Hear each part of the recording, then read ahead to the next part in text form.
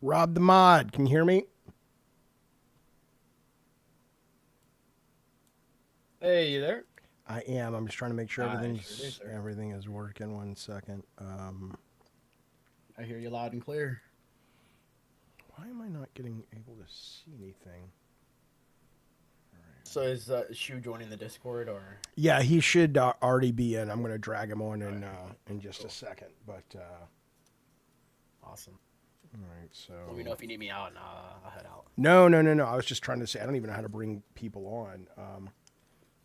If you get him to join VC1, I can pull him in, or even Jaffe presents. Well, I can make him a mod for a couple minutes if you want. Yeah, Moderator for me. have shoe ban everybody. Actually, I won't be eating on the stream. He's YOSP, and he's currently in the Discord. YOSP. There he is. And he's also in the chat right now. Cool. Which is very cool.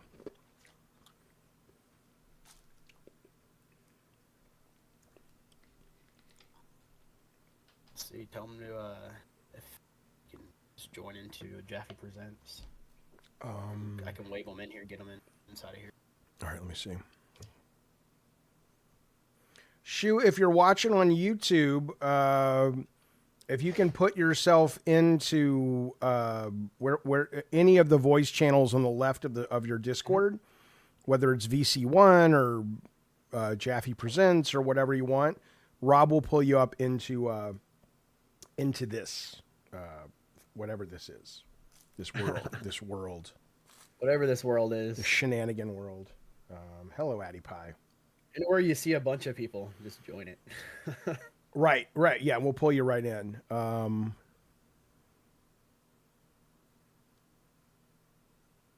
of course, on the day I do this, my fucking mouse starts to fuck up. But oh well. Oh, that's not good. I have to replace mine.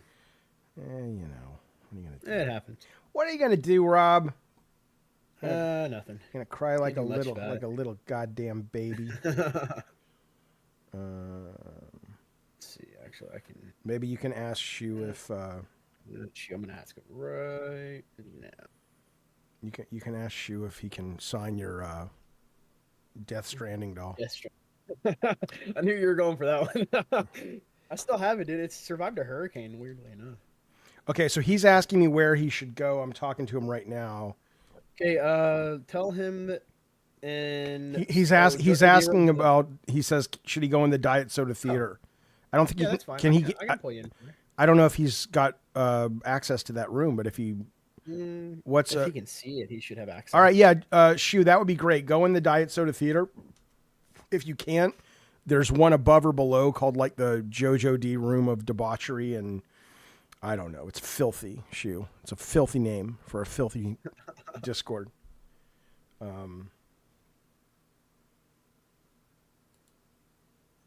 right, let's see. Tracking for Shuhei. Come on, shut up, Jaffe. No, you shut up, Jaffe. Oh, there he is. Oh, there he is. There, all right. pull him in. All right. All right, and then I'll wave him in.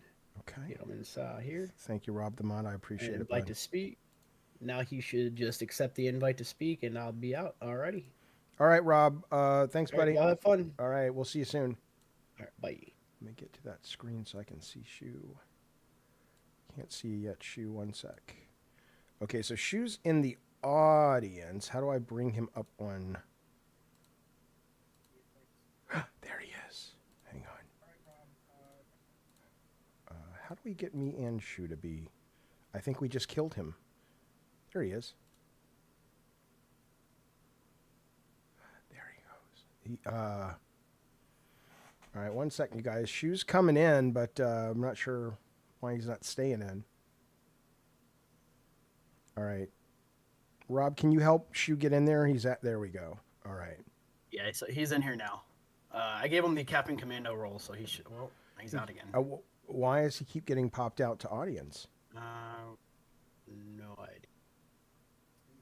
Dragged out. Oh, there. Okay, there we go. Are you there, Shu?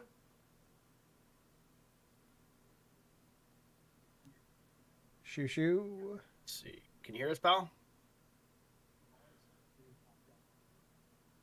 Oh, I can. He's watching on YouTube, so he's getting the audio on YouTube. There you are. Shu, can you hear us?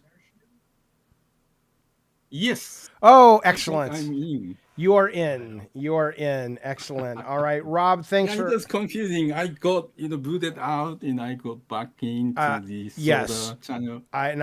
Yes. Okay, so let me fix your audio, and we will get started. It's nice to see you, Shu. Test. Yeah, it's great. It's very exciting. Finally. I know. Who would have thought I'd be on your channel? Well, not me, and certainly not Sony. I guess. Yeah. What a delight! It's good to see you. I haven't seen you in a very long time. It has been very, very long. Yeah. I will let you know in the YouTube, we're broadcasting the only comments. We have people here at Cult Calypso and above. If they want to ask you a question, we'll bring them on at the right time. Raise your hand. If you want to send a super chat, that's the only way we'll be engaging with YouTube today. Okay. So, Shu, this was a very weird scenario where I had been asking you to come on the show for a while, and before we lay down your conditions for saying yes, I am curious why you never said yes. You said yes to Colin, you said yes to Greggy Miller, and I cried in the corner. What was the problem, Shu? Yeah, so after I left Sony, right? Yeah, I've been free, so I can join any podcast or I can take any interviews. I have many friends in the media people, and many people left media to start their own influencer group. And it's been fun. And of course, you are one of the first to reach me. Hey, you should be on my channel. And of course, you're a friend of mine, and I would wanted to do something. However, everybody knows how risky it is to be on your channel. I don't want to burn bridges with companies and friends in the industry. I want to continue working in this industry. Of course, I'm a freelance. Yeah, I'm advising with public companies and small indie developers, and I don't want to make them feel uncomfortable working with me. That said, I came up with this idea. So instead of in a regular fashion, you interview and grill other people, how about I interview you? Because you are in my mind one of the most creative people that I have worked with in the past in the game industry. That's nice. And you made Twisted Metal, you made God of War, and you made many creative small games that I really liked. And we worked, together for a long time. Oh, yeah. But, many games like this metal has been long time ago. So, current people, even the people in your channel, might not know well about your celebrated, colorful career. And what were in your mind when you came up with these amazing games? And even, how was you? When you were a child, what kind of, what kind of beast you were? Yes. Well, look, I want to answer all of that, and I love this idea, and I love that the audience can still directly ask you questions, because they're always going to have questions for you. One quick thing, though, being risky being on the channel. So when you were at Sony, because I kind of heard things, through the grapevine, but when you were at Sony and I had left Sony, was Sony PR even aware of my channel and what I did? Because some people were like, "Oh, Scott Rohde won't come on because of Sony PR, or this person can't." So I just stopped reaching out to these people because I assumed, okay, you brought in many people who left, PlayStation, right? Yeah. Especially some developer creative types, and I know all of them. I worked with all of them, and they share their perspective freely, and that rubbed, some PR people in a bad way. So they've been watching, your channel. So your channel is very popular among PR people. Is it okay to say that I liked that it rubbed them the wrong way because I never got along with PR to begin with? I know you, so I know. yeah, I it is know. okay. Do you know, out of everybody I've worked with in the industry, and even this, like I've done a lot of interviews for this show, I've talked to a lot of people since I've been doing this. You are the first guest that I ever felt I still nervous about talking to. Like I Really? absolutely. Now I will say you look so good. Like you look so, I'm sure you people tell you that, right? But you seem like you've lost weight, you seem happy, you seem energized. Is that an accurate read or no? No, well, I'm happy, I'm energized, but I haven't lost weight. Okay. I like drinking, I like eating. So, but Yeah. yeah, it's true. After I left, how much fun I have had. I didn't realize, I had so much weight on my shoulder with or without knowing. Especially, when I was managing First Party, well, you are so good. You are making me to talk. It wasn't the plan, but you were so No, good. no, no, no, Yeah, no. I but want you to ask no, me, no, but I'm just curious. I have to ask that though. yeah.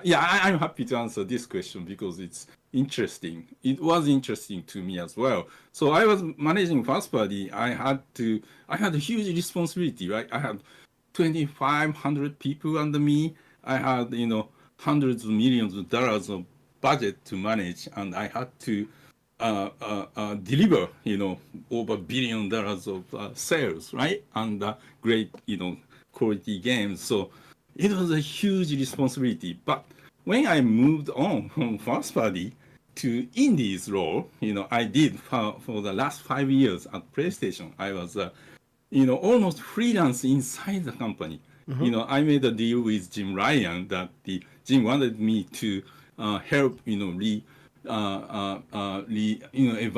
the indie games within the PlayStation and outside the PlayStation. I said that I don't want to create any organization because these big companies have many organizations. It's called silos, Right. and it's really hard for people to work through these different organizations to even get some small things done. There's approval or agreement, So I didn't want to create any addition, even more another verticals, and I didn't want to start something that I might not be able to continue because I didn't know how long Jim will let me do the indie role. Right. So I said that I will be just myself, and I don't need any staff. I don't need any budget. But I work through the existing organizations, whether it's TPR or PR or social team or marketing store team. There are many people in these organizations who are specifically working on indie games within the PlayStation, and they are great people. So I set it up so that I kind of influence and encourage and promote them and keep telling them the work you are doing are important not just for PlayStation but for the whole industry because indies Yeah. create the future, and so that when I leave eventually nothing changes because these people are doing the job so that's how I set it up. So in theory I shouldn't have felt much pressure, right, in the setup. But when I left, I felt like, oh, I'm free. Well, that's what fascinates me because when you talk about like I'll give you this example, and this was I don't remember the timing, but when Phil Harrison was in his position, whenever that was, you were there. I think you were reporting into Phil, but I don't remember how it all worked. So I remember working at Sony Santa Monica, and we had already done God of War and stuff, and I was going outside the building, and Phil was coming back from lunch with, I don't know, like 4 or 5 producers all around him, right? And they were just talking. Right. And it was the first time I realized that to be in that job probably is extremely lonely. Because I mean, I'm not even kidding you when I say I get a little emotional even saying it because I look at you and I'm so glad you seem happy because I imagine when you went to work, you probably didn't even know who you could trust for the most part, because almost everybody reported to you and they all wanted something from you. Even, you know, and were you aware of that all the time, or did you just have to ignore that, or was it a lonely job? Oh, well, no, the trick is to make the people's interest in line with my interest, right? So it's not like take this or take that, you know, it's like we are trying to get the same result out of the project we are working on. So it's true that it's a difficult job, but it's such a rewarding job as well to be able to work with such a talented people. You know, not just you, but other studios had many other, you know, creatives, people really dedicated to the craft of, you know, making games. So, yeah, so it was, you know, more fun. Yeah, it was stressful sometimes, especially when games get delayed. And the games get delayed all the time, right? Yeah. And sometimes, you know, I had to make decision to, you know, cancel project that many people spend like sometimes years. Right. Right? You must have seen, you know. I was one of those projects. The last game we were doing. Was it? Yeah, the last game we were doing. Yeah, that's one of the things. That's one of the things I've asked you. You know, what project you worked on that didn't, you know, make it to the end. That, you know, how was it? You know, all these things. But can we move to the main topic of the career of Dave Jaffe? Sure. Okay. Take over, Shu, like always. Take over. God. Okay. Hi, everyone. Welcome to my channel, only for today. And today I have a huge, important in the industry guest, Mr. Dave Jaffe. Well, hello. I had a fortune to work with for a long time. And but, you know, when I met Dave, he was already with a PlayStation. So I like to start by asking how, you know, you were when you were a child. What kind of kid you were? You know, what were your interests? How did you spend time on? So I was a very loved and incredibly supported by my parents' child with all of my shenanigans and weird things and hobbies. It was insanely supportive, but I was also pretty damaged because there was a lot of fighting between my parents in the house, and there was a lot of instability, and they loved each other till the day they both died, and they were married till the day they died. But there was a lot of fighting, and there was a lot of psychological trauma growing up in that. And so it was very unusual in a lot of ways because they were at every game, every movie I wanted to make. My mom let me totally destroy the house, building sets in the house, and they sacrificed their finances to buy us computers so me and my brother could program video games and stuff. And so we had that mixed with the fact that we would come home from school and they would be yelling and screaming and talking about getting divorced, and they would be fighting, and the power would be out because they couldn't afford to pay the power bill. And so, you know, I kind of came up in that mix, right? And so for me, when I got out to California, I was trying to escape as much as I felt. I went to California because I was convinced I had the ability to be creative and get paid for it. And that was because of my parents. But I also had to leave to go to California because I had to get out of that shit show. And it was almost like both of those things birthed somebody who had a great deal of faith in themselves and at the same time was desperate for some kind of success that allowed me to express myself and make a living doing it. So that kid was, if I were to go back in time, Shu, and talk to that kid at 10 years old, besides just wanting to give him a hug, I think everybody wants to give their 10-year-old self a hug. Yeah. I think that kid would be way too inside his emotional suit of armor to even understand what I was trying to communicate, because he would not open up. Because he had to protect himself. So it was a loving childhood, but it was batshit crazy and traumatic is the kind of kid I was. And so you were born in the East Coast or Mid-America? Or? Alabama, so the South. the Oh, South. okay. Yeah, Got it. yeah. And you went to film school, right? Did you Well, go to USC or? I went to USC to make films, but I never had the grades to get into the film school, so I majored in English. But I made films though. The first year I was there, I made a film, and Steven Spielberg and George Lucas came on the set, and they talked to me about the movie and pissed off all the film students because again, that was the thing, right? It was the exact same thing at Sony, which is, and you know this, if you want something and you want to express yourself and you want to play with the toys that are on offer, you have to step up and just go, I want this. And it's the people that wait for a knock at the door from Shuhei going, okay, now it's time to make your game. You're never going to do that. You're going to wait for the person that has the balls to stand up and say, I want to make my game. And so even though I didn't get into film school, I was making films, I was selling TV shows to studios. And, but yeah, they never let me into film school because my grades were shit. So. Yeah, but you were able to take some classes, right? Film school. Classes. Yeah, but I really didn't want to be a filmmaker. I just wanted to be, I wanted to tell stories in some way, but when it actually came down to making movies, like standing on the set, trying to pull a performance out of an actor, I have too much ADD.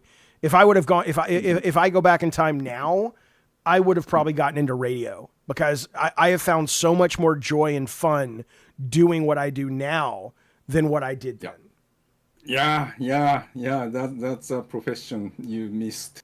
Yes. Yeah, I can see the radio. Wow, yeah. Oh, wow. But you were successful in the end in the game industry as well. Yes. So the first game industry, you joined Sony ImageSoft, was it? Yeah. What did you do?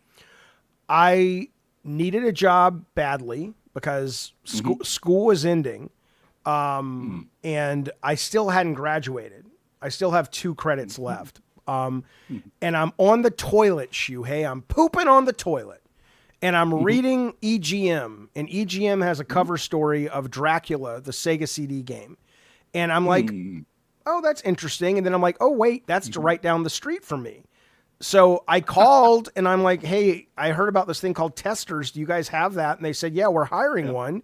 And, you know, whether we're living in a simulation or whether it could have been anything and my brain's just applying some kind of destiny to it, who's to say? But I went there, I got the job, and I immediately started working trying to pitch games like within a week because I wanted, I was like, yeah.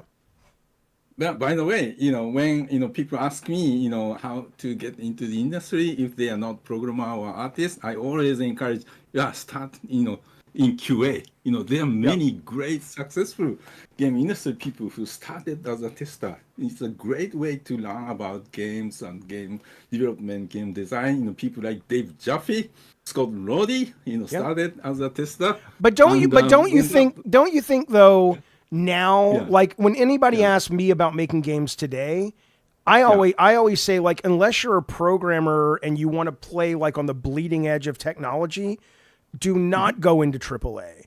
Go and work, make your own stuff. It's so much easier. Find a few people, because who the fuck would want to work in AAA games these days? I mean, seriously, it's miserable. Yeah, it's right. Yeah, you are right. Now I get asked that question. I always tell, start making, right? Just download Unity or whatever and start making, learn by yourself and show it to other people. Okay, so going back to Sony ImageSoft, did you know Sony ImageSoft was releasing many crap games? Oh, yes. Time? Oh, yeah. Oh, you knew. Of course. Well, I was not a hardcore gamer though. I had always played video games since the Atari, and I loved them. I loved video games, but I was a film buff, right? So I had a Sega Genesis, and when I went in for my test interview, I remember being confused by all the buttons on the Super Nintendo controller, and the other testers, there were 2 other ones that made fun of me, and they're like, don't hire this guy. He's intimidated. I wasn't intimidated. I just had never seen one before. But I knew enough to know that most of what Sony ImageSoft put out was crap, but I didn't, I got to test video games, and maybe I could make something that wasn't crap. And I'll tell you what, the one group of games that were never crap all came from the same guy who was the first employee of, before it was even Sony ImageSoft, when it was CBS, I think, Records, which was Becker, which was Alan. Yeah. So Alan had produced a game called, I think it was Equinox, and then he did a game called Solstice. Solstice was amazing. It was. Yeah, that isometric, 3D puzzle. Yeah, isometric. And puzzle then he found the guys who did Hook, which also went on to do Skyblazer. So there were a couple of really good Sony ImageSoft games, but most of what we made was abysmal shit because part of it was the budget and the time, because it's like, oh, we have a movie coming out. You've got to make a movie based on Last Action Hero, and Schwarzenegger won't let you use a gun. Good luck, you know. But part of it, I think, was also Alan Becker. I don't know how much of it, being that he could not just speak Japanese, but understood the culture as well as the American culture. I always felt that was part of his superpower, because he was able, unlike a lot of the Americans that I was working with there, he was able to get the things he needed to make the games, where the other people felt like, oh, but Sony said no. I guess the answer's no. And Alan was always like, well, maybe there's something we can do, right? And that sense of tenacity, you know, if you don't have that, you're fucked. And so most people at ImageSoft didn't have it, and we made crap. Alan Becker, you know, we should talk about Alan, you know, as we go down, your career. But he's such an amazing person, and he's always want to be, you know, behind scenes, right? So not many people, even in the industry, may know, but so many great games that he helped, you know. To come out. He really, and I've asked him to come on the show a million times. You are now, I have my 4 people I have to interview before I die. Even though I'm being interviewed by you, you're one of them, but there are 3 cowards, Shu. There are 3. I can tell. Alan, Connie, and who is the last one? No, not Connie. It's not. I would love to have Connie on, but I haven't asked her. It's Alan, Shannon, and fucking little Sean Layden, that little British motherfucker. I'm like, you know what, dude? You go on everybody's podcast. And you know why he won't come on my podcast? Probably because he has a deal with Tencent, the Chinese company that I think are just evil. And he knows I'm going to ask him about it. And you goddamn right, Sean, because he's watching right now. But so when you leave those guys... Anyway. I didn't know Tencent or any Chinese companies evil, but well, they're not. Look, Tencent has a bunch. There's a huge number of the Chinese People's Republic of China employees are infiltrated intentionally into Tencent to report back to, you know, to make sure they're doing their job right and stuff. Sean's a good. I love Sean. I'd love Sean to come on, but I'm gonna bust his balls a little bit because come on. But anyway, Alan is amazing. Connie is another one. I love that she got the Lifetime Achievement Award a couple of years ago at DICE. I hate that Alan never got anything like that, but he's not as well known. And I will not ask you because I promised you I wouldn't. But if I didn't have any discipline, I would totally ask you to tell me what the fuck happened to Connie Booth, because that woman has done so much for PlayStation that I'm like, she must have shot somebody in the back of the head to get fired. Well, she has a great job at EA now. I'm sure she does. In the end, you know, it's great. And she's another person I worked with for a long time on so many projects, and she helped. Oh my God! Groom developers and she's so amazing. Many hit products. Amazing. Yeah. So Sony ImageSoft, you started as a tester, and did you go up to like a producer level, or what happened? So I started as a tester. We heard that they were, Disney was coming around to look for developers and publishers to make a game based on The Lion King, which had not come out yet, and Mickey Mania, which really wasn't called Mickey Mania, but it was like the 65th anniversary birthday of Mickey Mouse.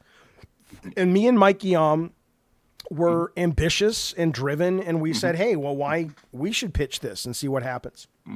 And so nobody seemed to care. And we went to Rich Robinson, who ran the thing, and said, we want to do a pitch. I mean, I want you to think about that. I want you to think about what a group, really nice people, but what a group of non-ambitious people that when the goddamn Disney is knocking, the only people that offered and stood up and said, I want to pitch Disney, were some testers.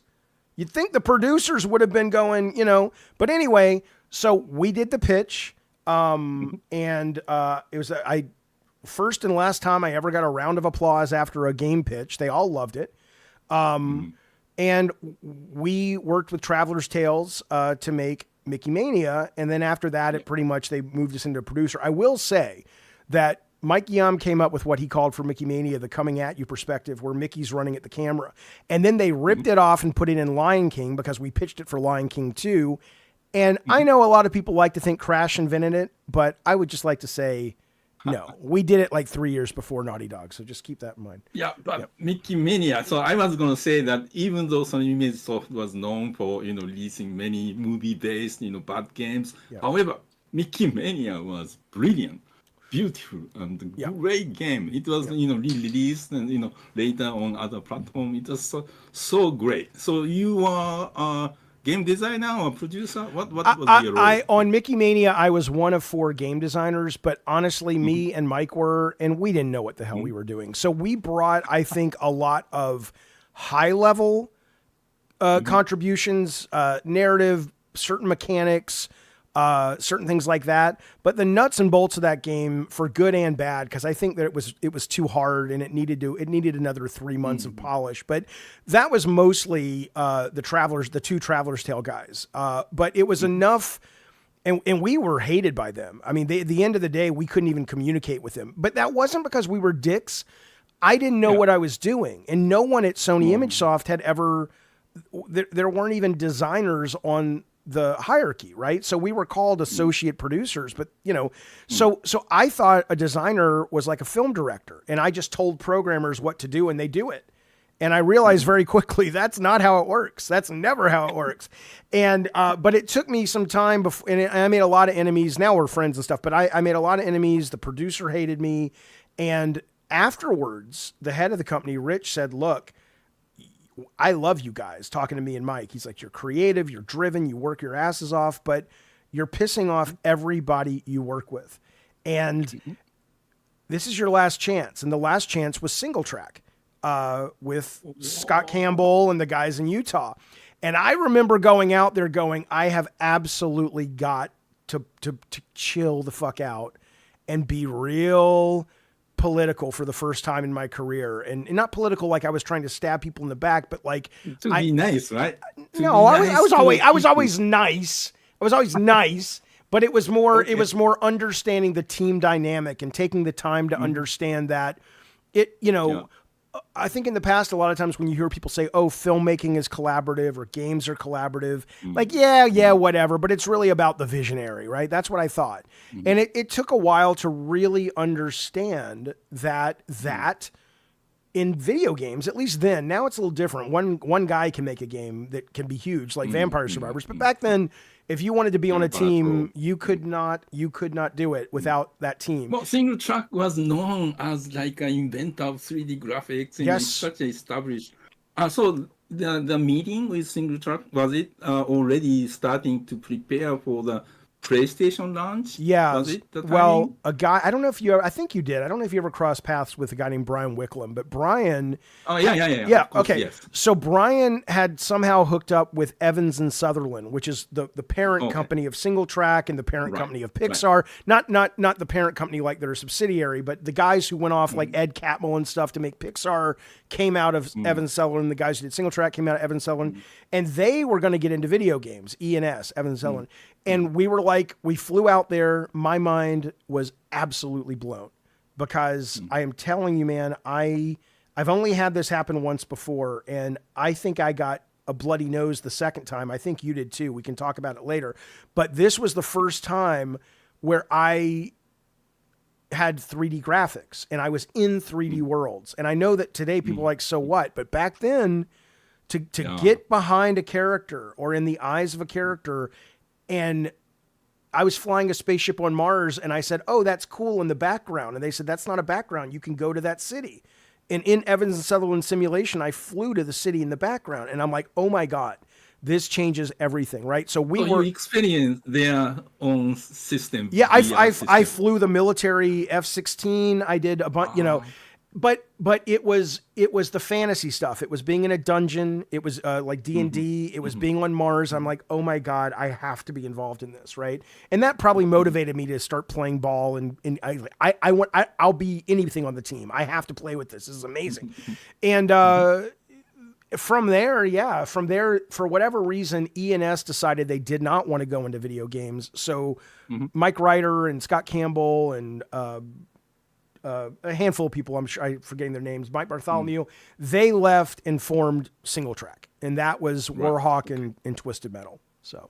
Right. So that two projects, started for the launch of PlayStation. Did you work on both of them, or you and Mike like us, separated? Or I had come up with the core, not even the idea, the theme. I was like, we were coming back from E&S and we were like, oh my God, we're stuck in traffic. Let's do like a Mad Max 3D game. That was pretty much it.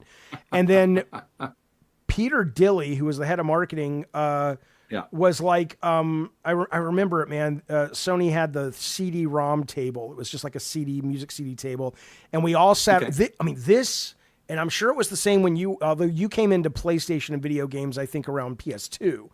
So, but it was probably still similar. But this is how easy it was to get a green light. I shit you not. Where Peter Dilley's in the room, all the producers are in the room, and he's just going around the table, and he's like, okay, well, what do you want to make? What do you want to make? What do you want to make? And that was it. And when they got to me, I said, I basically want to do like Doom with cars in a city. And he said, okay, done. And that was it. That was it. So, and now, my God, the hoops you have to jump through, right? But Alan was producing Warhawk and Twisted Metal, and he said, one of you guys has to take one of you guys has to take the other. And we were both like, I don't care. And we flipped a coin, and I got Twisted Metal, and Mike got Warhawk. So, got it. Yeah. That's how Twisted Metal was born. Yeah, amazing. But I remember the Warhawk had like a live action video. Yeah, in it, right? It sure did. So that could have been Dave Jaffe's work. You've never seen the Twisted Metal movies? Oh, was it live action? Yes, they got cut. Oh, it was. Yeah. Oh, they were horrible. And they're on YouTube. If you're ever really bored or really drunk or really high, you can watch them. They're horrible. Yeah. But the thing that pissed me off the focus groups love them. And marketing's like, but they're terrible.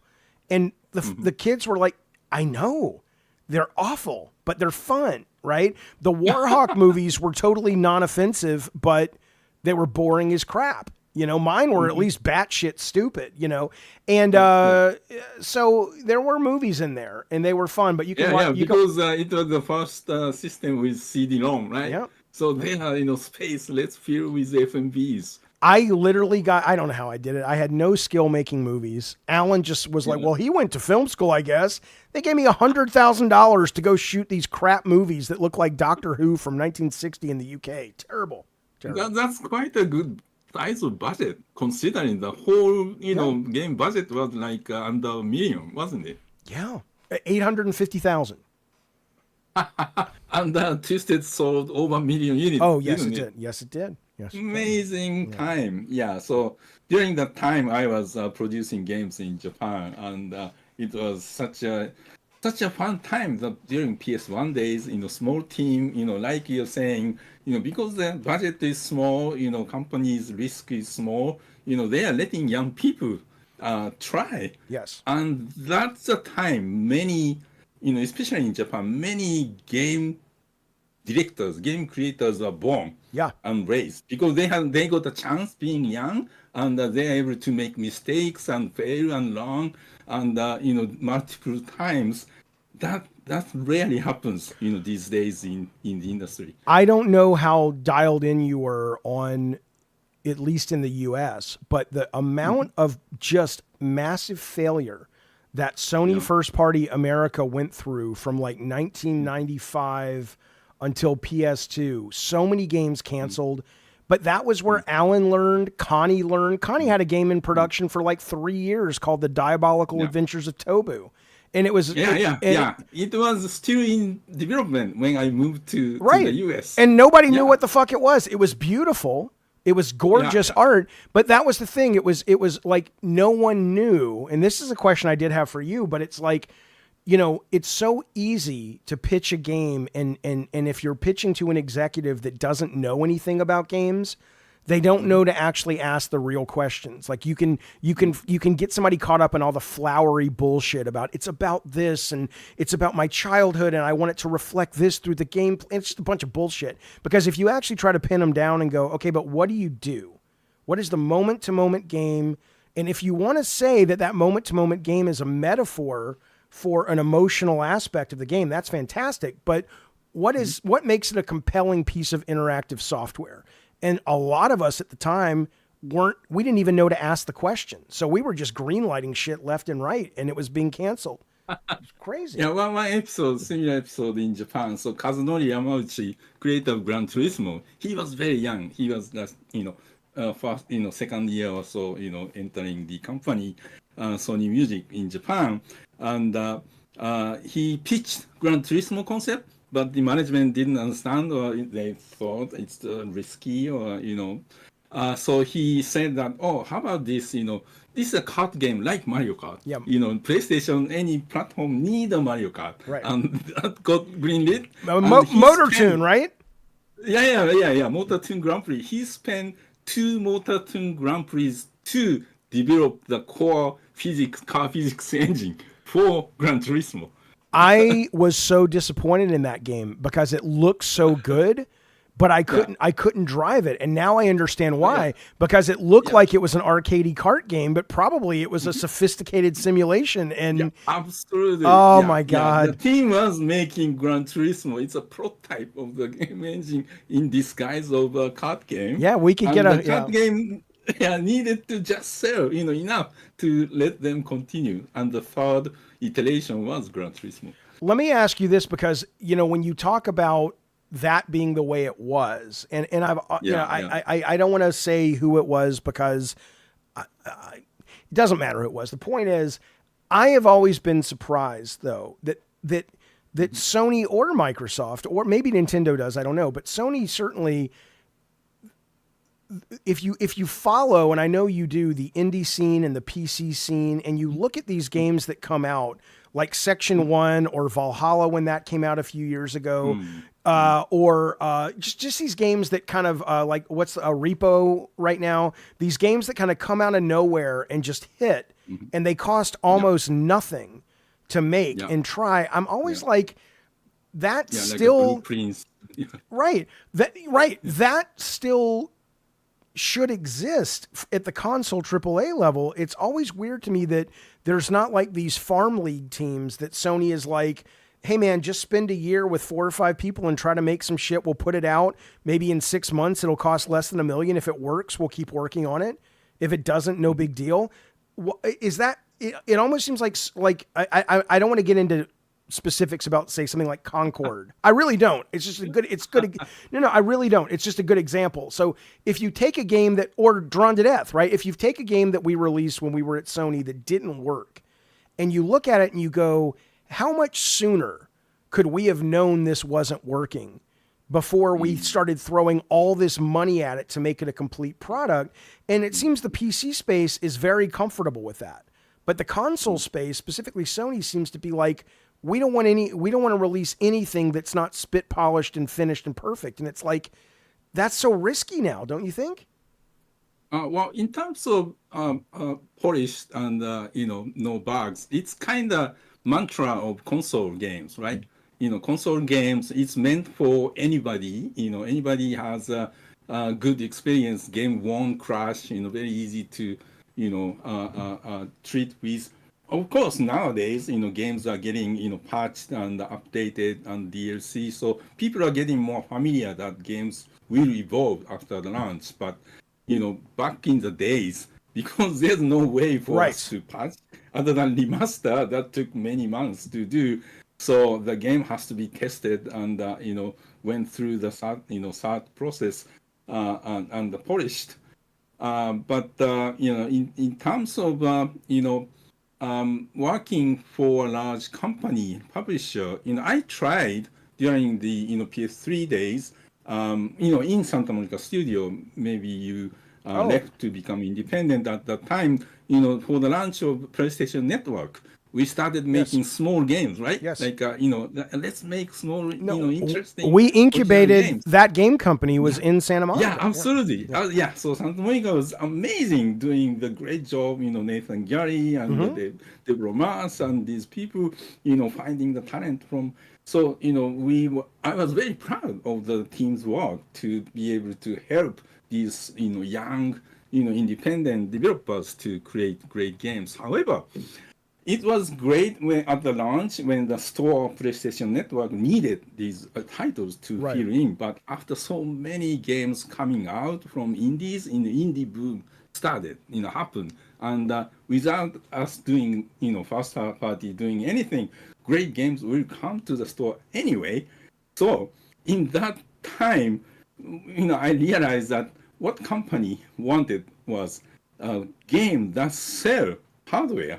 Like a big game like God of War, Uncharted, that push the hardware. So even though Santa Monica Studios external teams continue to produce creative, small, good games, but it was very hard, becoming really hard to get the support from the business side, like marketing and PR.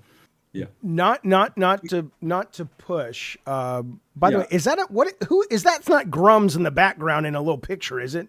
Who's that in the picture back there? Yeah. Yeah. Let me get. That looks like Grums. I'm worried, Shu. Okay, that's Shuhei. Thank God. Okay. I was worried for a goddamn minute. Okay, I thought it was somebody else. I'm like, okay, that's you. That's delightful. Oh, look at the little hat. I love it. I love it. Okay. Yeah, when I left Sony, a friend of me, designer, created this for me. I love that. That's great. It should be a little cartoon series. So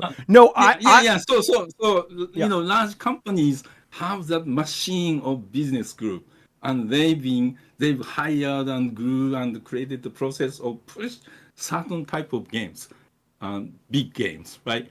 So it's really hard. People may ask, for the fractional budget of that big game, Sony could have, or many big company could have made maybe 20, smaller games. But, just to be, it doesn't work that way. No, it doesn't. And just to be clear, I just want to ask one more question about that. Then we'll get back to your interview questions. But I don't mean that. What I mean is if you follow the PC space, and I'm trying to think of like a lot of these games that come out that are massive, that Sony, I imagine, would love to have.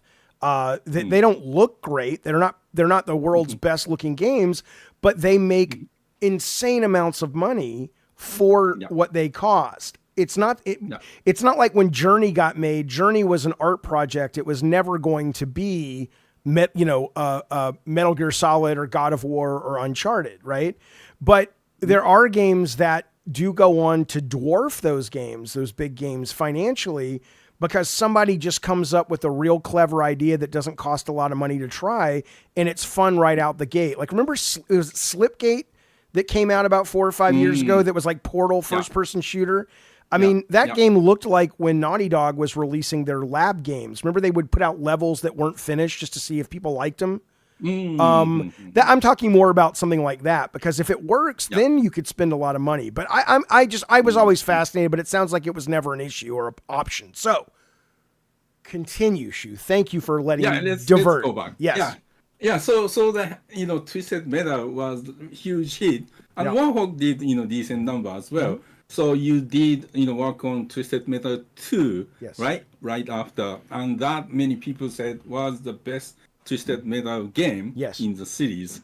And so you turned around within a year or so? Well, Single Track did. I mean, I was very involved, but they're they busted their ass. But 1 year. Yeah. 1 year. Yeah, 1 year. And after Twisted Metal 2, it was a huge success, but somehow Twisted Metal 3 was moved to different studio. Yeah. What happened?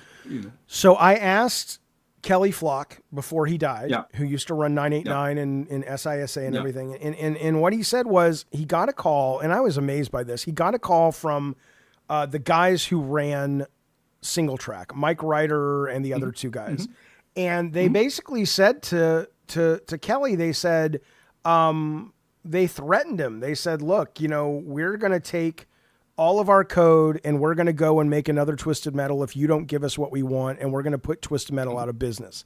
And, Kelly was like, we put you guys on the map together. What is, they were trying to play hardball and they wanted to be this big publisher. And Kelly, coming from EA, coming from Lucas, understanding branding, he's like, okay, go with God. See ya. Because he knew that even if Twisted Metal 3 and 4 were just like okay, and they were made in like 8 months off the engine of Rallycross, the brand at the time, and still really is everything. And sure enough, Twisted Metal 3 sold wonderfully. Twisted Metal 4 was declining because they just, you can't make those games. Because after Twisted 3, lost some fans. But it absolutely put the other guys out of business. No one bought their games because they're like, GT Interactive, what are they going to do for you? They don't know games. They're not going to. Okay. So you lost Single Track yes. as a developer partner. Yes. Okay. And so San Diego, Jay Beard's team and Ken George's team made the 3. And they were, they did amazing work for the time they had, but they were not Twisted Metal developers. They didn't get the humor. They didn't get the physics, but they did a great job in the time they had. And then I had left, though, because I'm like, well, now I want to do internal development. So I wasn't involved really in those games. So Okay. So you started under Alan's team. You were all in San Mateo, Foster City at that time, right? Santa Monica and then San Mateo. Yeah, we were in San Mateo. San Mateo. Yeah. So you were in the internal team. What did you work on? I don't remember. Well, it never came out. I spent 2.5. This is what I'm saying. This was the period where all these games were greenlit. Nobody knew anything. Right. So I worked on a game called Dark Guns, and I'll show you sometime. But I literally spent. I literally spent $100,000 of Sony's money just on the design document. Right. This is how stupid we were. Like, no one reads design documents. No one needs them at this level. But Becker didn't know it. I didn't know it. None of us knew it. So I got all these concept artists and everything, spent tons of money. And then they're like, okay, sure, make it. And then I started hiring programmers. I'm not a producer. I don't fucking know how to hire programmers. I hired nice people, but they weren't qualified to make that design. So I spent another $100,000 making another design document that I thought they could make, and they couldn't make that either because I was a terrible manager to hire people. And so that was about $3 million sunk by the time it was canceled. And I was so stunned. I was so shocked that Kelly still looked at me and Alan and Mike and Shannon, because Shannon, that's how I met Shannon. Thank God. Thank fucking God. Joined. Yes. I hired her away from Will Body, the guys at Black Ops, and brought her up to be the art manager. And holy shit, the minute you see someone who can do the job well, good God. You're like, what am I trying to do this job? This is a job that requires somebody who has a talent in that area. And she just blew our mind. So anyway, Kelly comes in and says, okay, go back to I think Alan wanted to get back to Santa Monica. I hated living up in Foster City. Fucking hated it. And so for whatever reason, the game wasn't canceled, but they moved us to Santa Monica. We started Twisted Metal Black and Kinetica. And then eventually that game that I was working on got canceled. So I was like in the wilderness for 3 years, but this is what I will say to Sony's credit. And I'm sure all these other developers there would say the same thing, is we were given the permission and the freedom to fail. Because if we would not have had that, if we would have gotten fired because of that, it would have been, all of that knowledge would have been lost. All of that experience of what not to do. And, oh, this is how you do it. It's not like at the time Sony had a program to put producers and designers through. No one knew how to make a game. And so we were literally making it up as we went. And so thank God, Alan and whoever he was reporting to at the time, Kelly and whoever, Kelly. Yeah, was like, no, you guys are still good. Go learn from that mistake. And we did. And we made the God of War franchise, and we made Santa Monica Studio out of it. So yeah. So I remember. So I moved to US in year 2000 to be the head of the US development, to succeed Kelly Frog. And at that time, Santa Monica Studio was already established, like maybe 1999, was it? Yeah. The bunch of you moved from San Mateo to Santa Monica and started working on Kinetica. Yeah. I was working on Twisted Metal Black, and okay. and I was the creative director, but almost immediately they decided to go in a different direction with Kinetica. I said, this is stupid. This is not what Kinetica is supposed to be. And I'm like, fuck it. I'm going to focus on Twisted Metal Black. Alan, if you guys want to let him go that route, let him go that route, but it's dumb. And sure enough, it didn't sell. And I told him it wouldn't sell. But anyway, yeah, the internal team was working on Kinetica. Yeah. Yeah. Okay. Well, yeah. So you're working Twisted Metal Black with the Scott Campbell's company, right? Yeah. He started a new company. What was the name? They started being called Incognito, and then they got sued. Incognito. Yeah, and then it changed to Incog because some lady had a board or whatever. So they broke off because Scott Campbell and those guys were like, we're the ones who made the games great and made all the money, and we're struggling financially. So he said, I'm going to make my own company. And we did a deal with him and said, cool, let's get the band back together. Let's make Twisted Metal Black. And it was great. Yeah. I remember, what PS2 launch was difficult in the US. Yes. But the second year, Twisted Metal Black came out. And that really got us into a good momentum. I remember the first time I met you. So first off, I don't know why you were associated when people told me who you were with Mariah Carey. I'm like, he knows. I don't know if you worked with Mariah. Did you ever work with Mariah Carey or something at Sony Music? I don't know what it was. But anyway, you came into the studio, you gave a speech, and that very night at, I think it was like the American Legion, Sony PR was doing a Twisted Metal event for Twisted Metal Black launch, and all the celebrities and everything were there. And it's one of those things that just burned in my brain because I was so happy you said it, is you and I were standing next to a kiosk that was showing, I think just like a B-roll or whatever of the game. And you said, this is a beautiful game. And that made me so happy. That made me so proud for me and the team. So I'll never forget it.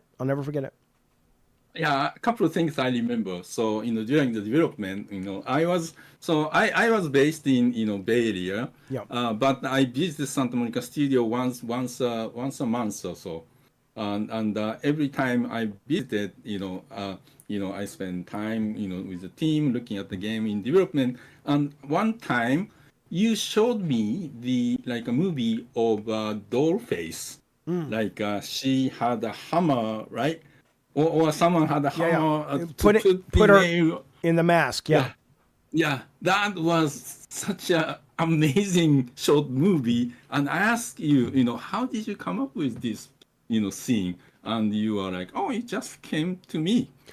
Well, I mean, well, yeah, but I worked with some great writers. I worked with great artists, but yeah, it was, I was always there pushing that theme and that vibe because I love that stuff. I just think it's so. Yeah. So I understood by, having conversation with you. Oh, this is a creator, visualize things, and you didn't explain to me at that time. You just said, oh, this is what came to me as a visual.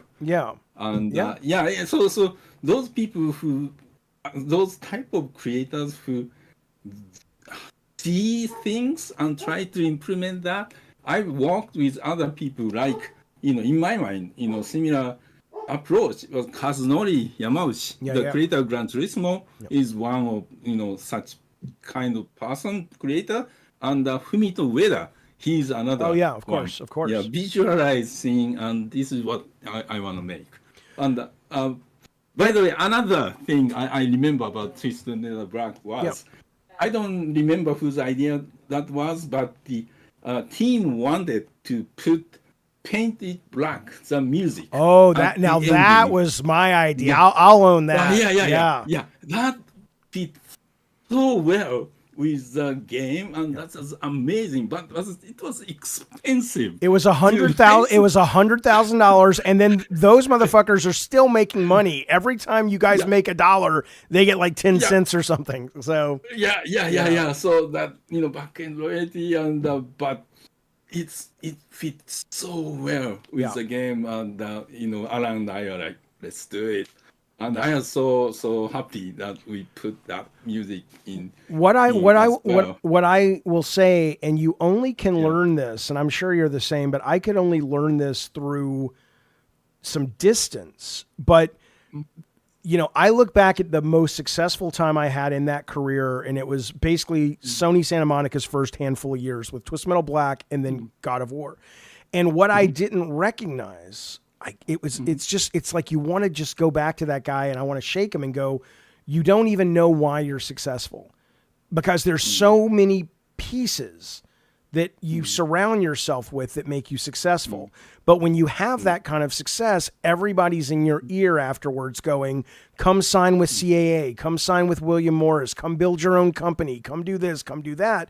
And I never stopped to realize, okay, but that would happen without Alan, without Shannon, without Tim Moss, without you.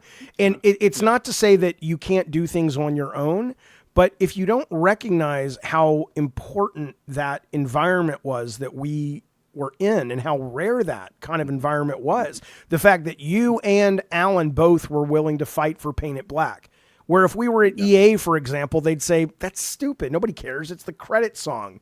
Fucking, you know, At the very end, right. You have to finish. Right. But that's what I'm saying. It's like, because that was my first job in the industry, I didn't realize how unique it was. And so even when I went to do Eat, Sleep, Play with Scott, the reason that didn't work was because there was no Alan. Because what I realized was, well after the fact, was the only way I could work with Scott and he could work with me, because we both have big egos and we're both very much think we're always right, is Alan was always the middleman that I could go to, or he could go to, kind of when the kids were fighting, we could go to Dad and he would kind of grease the way. But I didn't have that knowledge. So when it was just me and Scott, that dynamic totally fell flat. But I had no way of knowing that that dynamic was even in play. It's crazy what. And also, you trust people, who supported you even before you were big success, right? Yeah, that's right. So we worked together, before you had God of War. You had Twisted Metal success, but God of War was such a huge. So let's talk about God of War. Yeah. How did you come up with the idea?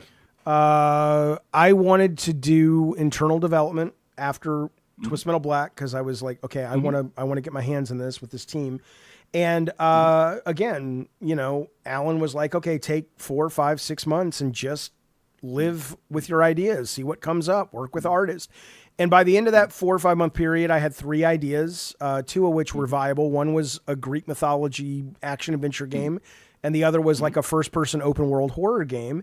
And the art team, I went around to Ken Feldman, all the art team, but Ken Feldman was the one who said, I've talked to the artist and they really think it would be fun to make these Greek mythological characters and environments. And so I was like, well, both of these ideas sound great to me. I'll go with what the artists want, because if they're passionate, that's going to show in the game. And again, I never would have known that if I was doing Mickey Mania, I would have just, what do I want? It's my vision. And now I was like, no. So anyway, so that's where it started. And all we knew at the beginning was, I wanted us to make a game that literally felt like you were on an adventure. I didn't want to make a game, as much as I loved Devil May Cry, it felt like a combat game. As much as I loved Eco, it felt like a puzzle game. And I wanted a game that you played and it was like, wow, I was the star of my own adventure. And so it demanded that there were lots of different things that you could do. And that's all we really knew. And we built it as we went. We wrote the story. We did the character as we went. It was a wonderful way to make a game, because every department influenced every other department. It's not like I went to them with a design document and said, here, make this. It was, I had this idea. Tim had an idea. This shit didn't work. But then Joe Wright came up with an idea to make the blades read, which then gave the artist an idea to put them on chains and swing them around. Like everything built on, here's a problem. It got solved by another department that led to the narrative. It was a very beautiful. I remember Cory Barlog joined, right?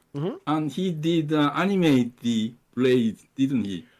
I mean, a lot of people animated. I don't remember who actually was. I'm sure he did a lot of the animations, but the animations of the blades, a lot of that was particle effects and Max Ankar and the physics system. But he did all the brutal stuff, Like for me, I mean, we were thrilled to get Corey and Eric and Derek, but for me, it was the moment where I went up to the loft where they were working, and I had been rejecting an animation of cutting off Medusa's head. And then Corey, because he just didn't have that feel, and Corey said, I want to show you this. And he had the idea of, what if Kratos just takes the hair and yanks her head off her fucking neck? And I'm like, oh my God, that's the best thing I've ever fucking seen, you know? So it just everything, again, I mean, it's again, I think I'm a pretty big deal. I'm a nice guy. I'm a creative guy, blah, blah, blah. But there's so much about why that worked because of Alan and because of Shannon, because we were allowed to and I'm not kissing people's asses. I'm not blowing sunshine up people's buttholes, Shoe. I am amazing. I did great work. But you can only do great work in an environment that allows you to sort of find that magic. And those two, man, which is why when Microsoft was struggling for a long time with their bullshit development, I was like, why is Alan and why is Shannon not getting a goddamn money truck backed into their driveway, and they're paying these guys $500,000 because, I mean, sorry, $5 million. Right? Because I mean, it's like all of their problems at Microsoft for the longest time were problems that Sony had in 96 to like 99. They'd been solved by Connie and Shannon and Alan, and they just seem to keep giving it to Matt Booty. I don't know why. Yeah, we organically, grew studios. Yeah. I remember, studio at that time. So Kinetica was a good game, but it didn't sell, many units. Right. And the second project was like anime style, like it was Psycho.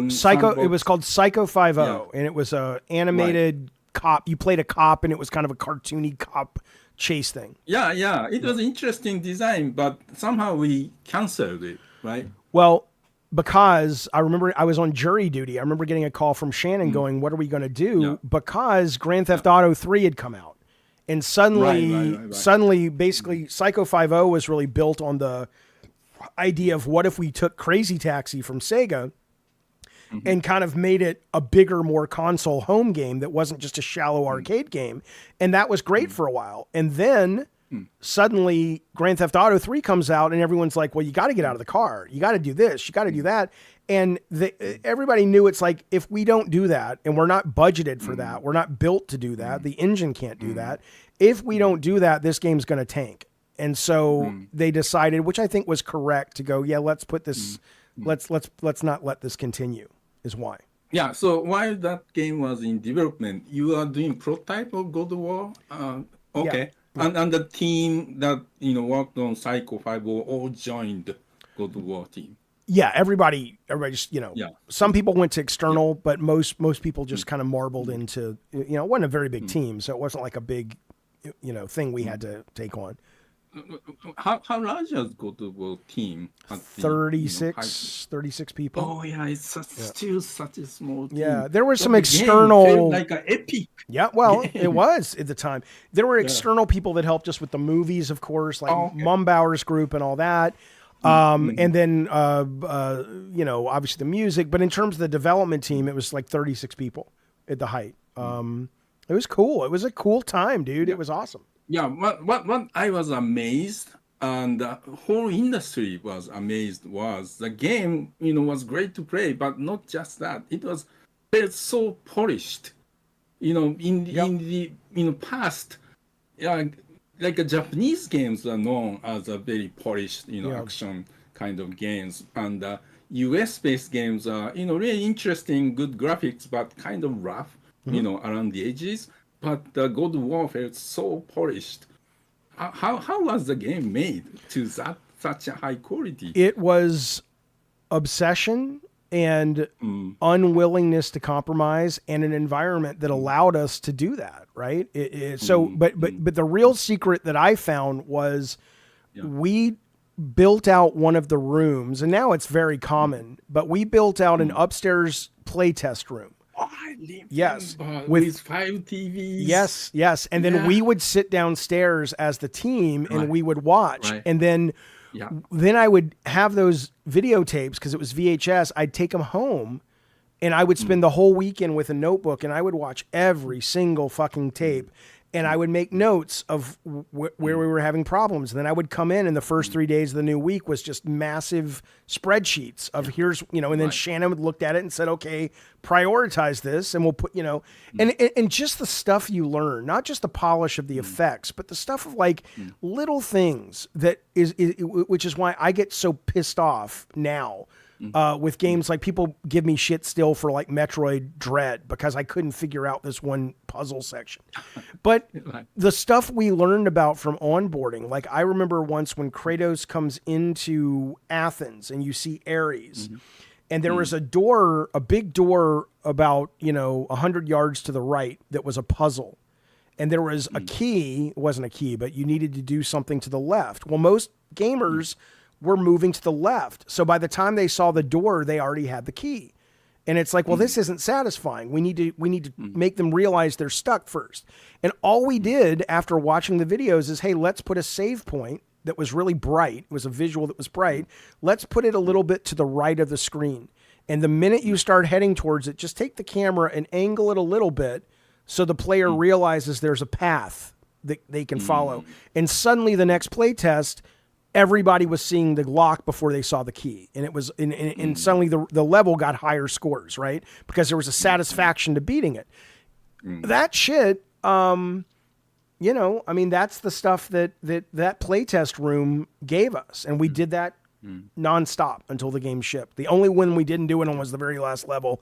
And by the end of it, we thought we knew what we were doing. And the last level was tuned terribly because we just were like, we got this. We've done so much playtesting. So, yeah. Okay. Yeah. But the game got the Game of the Year award. Yeah, I kind of think I kind of think the DICE awards are kind of rigged, though. Come on. No, it's not rigged. I'm on the board of AIS. Look, man. Let me tell you something. Are you still on the board? Yeah, I am. All right. Well, I was on the committee for game direction and game design for like 4 years. Half the people disagreed with the other half of what the category that we were nominating was about. Some people were like, it's this, it's they. So, and half the people didn't even play most of the games. That's bullshit. I hate game awards. I hate them all. I like the show. Yeah. I love Keeley's show and all that, but I hate the idea of celebrating the best of a creative thing. I think it should be here the 10 best games of the year, and that's it. The idea of think about it, like the best game of the year. How do you do that with something? That's like saying who's your favorite kid is. These are beautiful, creative things. Anyway, sorry, continue. I'm sorry, Shu. Okay. Great. So the God of War got such a success, both, critical acclaim and the commercial. But you said that you don't want to game direct the second game, right? Yeah. That started the tradition of no two God of War games successfully in succession game directed by the same game director. What was in your mind? Why you didn't want to continue? Well, there was two. Well, first off, let's be clear. Not everybody wanted me to continue. Like even when it was clear, it was if you remember, Scat, Steve Caterson, great producer and stuff, produced God of War 3. He was the head of the art group at the time. And I remember, and Shannon was furious because she's like, he did what? He pulled me into your office that you used when you were in Santa Monica. And he said, Jaffe, we have to have a conversation. I'm like, okay. And he was just like, I don't think you should direct the next game. So many people on the team you've made miserable. Right. And he wasn't, and he wasn't wrong, but Shannon was like, what the fuck? It's like, do you realize we just got game of the year? It's like, this is what it takes. Right. But a lot of it was though, I just didn't enjoy it. I loved aspects of it. Like I adored aspects of the work, but the moment to moment drudgery of making a game when you're not the one coding it or doing the art, when you just have the ideas and you're tuning it and you're designing levels on paper and rough and Maya, there's so much waiting and compromise and politics and arguing that I just, and it took such a toll on my marriage. I had just had our second kid that I was like, okay, I've done it. I think I'm good. And also, frankly, I was having all these people in my ear from EA to movie agents to video game agents saying, you know, and I don't know if you ever watch any of my stuff, Shu, but I'm always going out of my way because it was true. Sony was always incredibly generous with their bonus programs and residual programs and all that stuff. So I never felt like we weren't paid. But when Scott Campbell got the payday, when Sony bought their company, and I went to his house and I said, "Oh my God, this is possible." I couldn't afford a house in LA. And I was like, this is ridiculous. I've just directed and lead designed and lead wrote the biggest game of the year. And I literally cannot afford a starter home. Yeah. To make Scott Campbell rich man. Right. And I'm like, this is bullshit. But you remember, you were the one, who whispered me that we should acquire we should have. Incognito. Yeah. And I followed your advice. That was Again. But so you and I totally understand. It's such a demanding job as a game director of big team. Yeah. So when you moved on, what did you do? Did you stay with Santa Monica Studio or how did that work? So first off, I went to San Diego, but I stayed the creative director of Santa Monica Studio for a few months because I thought I could make it work, but I could only afford a house for my growing family in San Diego. Right. And I love I love LA. I did not want to be in San Diego. San Diego is fine, but LA was my home. And somewhere along the line, Scott Campbell was finishing up what he was doing and said, "Hey, let's do this together. I've built companies. I know how to sell them." And that just to me seemed like a slam dunk, especially given that Sony was like, "Hey, we'll do a game with you guys, or we'll do 3 games with you guys, or whatever." And so it seemed perfect. But the minute so it was a eat, sleep, play, the beginning of? Yeah. Oh, okay. So, so you and Scott started a new company, Eat, Sleep, and Play. That was in Salt Lake, wasn't it? Yeah, I worked in San Diego, but it was in Salt Lake. Okay. Yeah. Oh, the team was in SaltAke. Yeah. And we had 2 projects. We did. Going with, right. Yeah, at the same time, right? We did a PS. Like Scott Campbell's. The mountain bike game. Oh, right. In mountain bike and. Oh, was it? Yeah, it was Downhill Domination. Yeah, that was a great game. And the Battle of the Kaiju. Yeah. Game. War of the Monsters. War of the Monsters. Yeah. And then they were doing Warhawk for PS3. And also Twisted Metal Black Harbor City, which was Twisted Metal Black 2. Right. And so, you and Dylan Job. So 2 game directors. Yeah. And, and so 2, projects simultaneous. Correct. And then you worked on Twisted. Well, I did Twisted Black, and then when we started Eat Sleep Play, though, that was was Incognito. We did a PlayStation 2 port of Twisted Metal Head On, which a PSP launch title, and then we did a PS Network game, Calling All Cars. Calling All Cars. Yeah.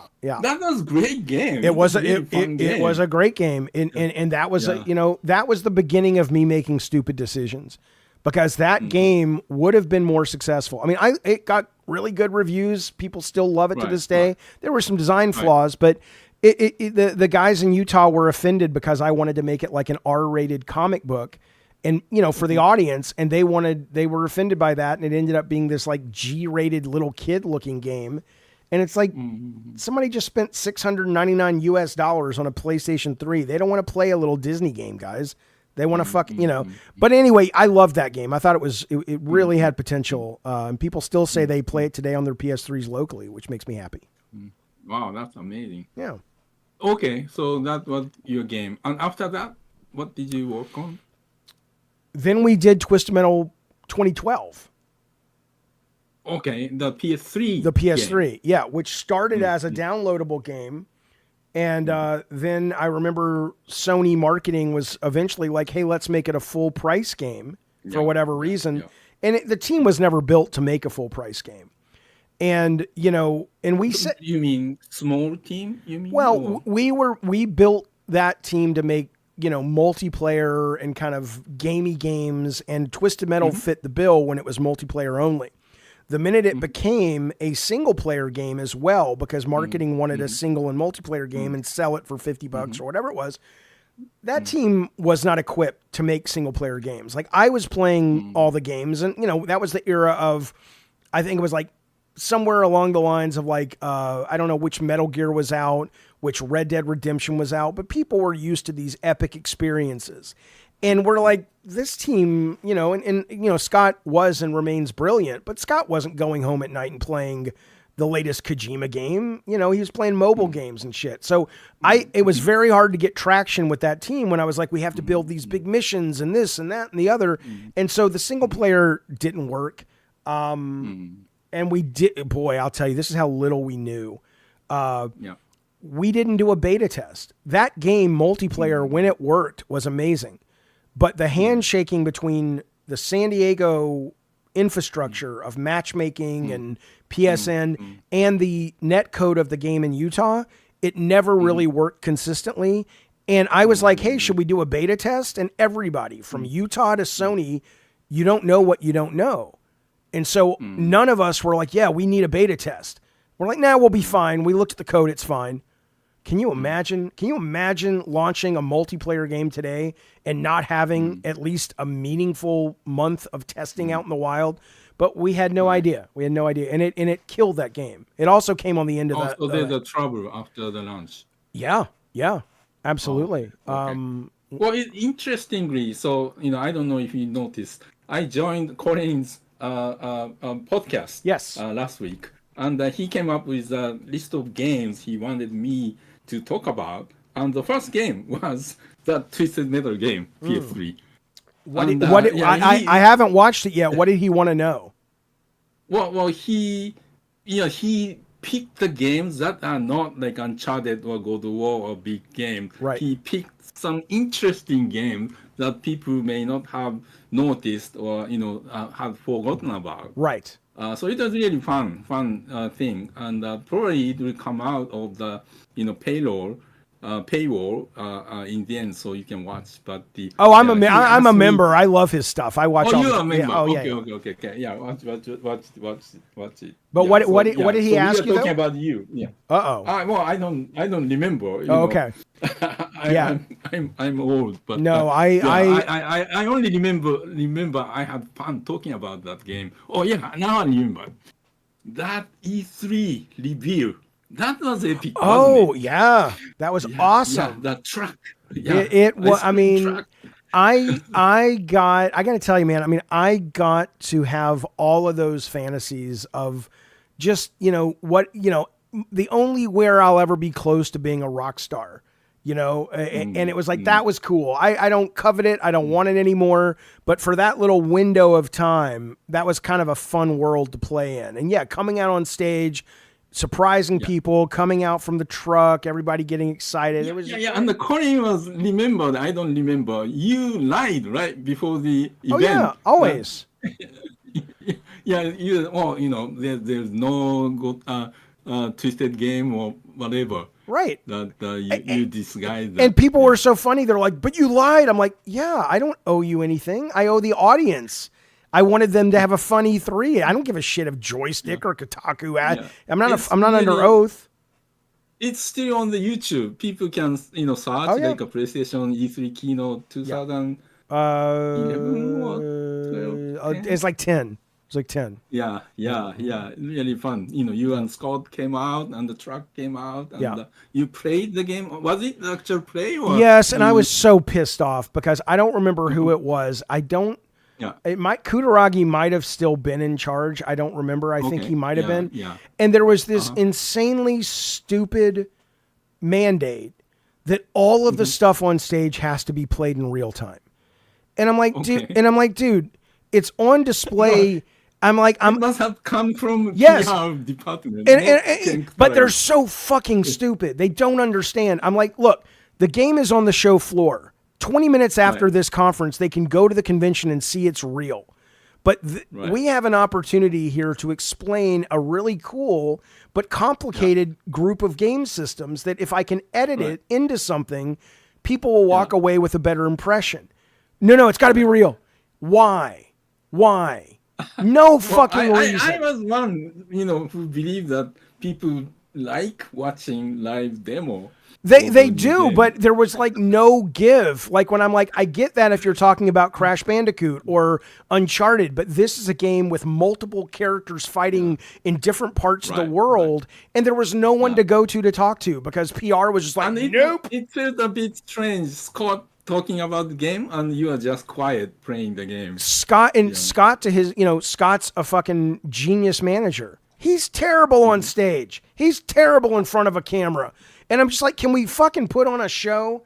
I would never think to go to Scott and say, Scott, let me do the schedule because I'd burn the company down. Scott Campbell doesn't need to be on the goddamn stage giving a demo. But you know. But it was fun.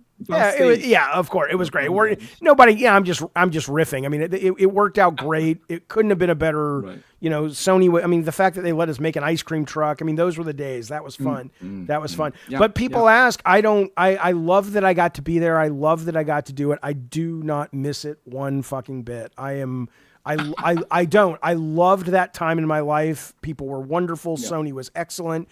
I love that people now, and you must experience this tenfold, 100-fold, that people come up to you now and say, oh, that game, those games were my childhood, PlayStation was my childhood, whatever. When we were doing it, I wasn't aware of that. I was just doing stuff I thought was cool. I love that, but I wouldn't want to go back. I'm very happy that's in the past, man. Okay, so after PS3 Twisted, what did you do? Did you shut down E3 Play? Well, I didn't. I left because Scott and I were butting heads too much, and I said, I can't. This is terrible. I can't do this. Isn't fun for me.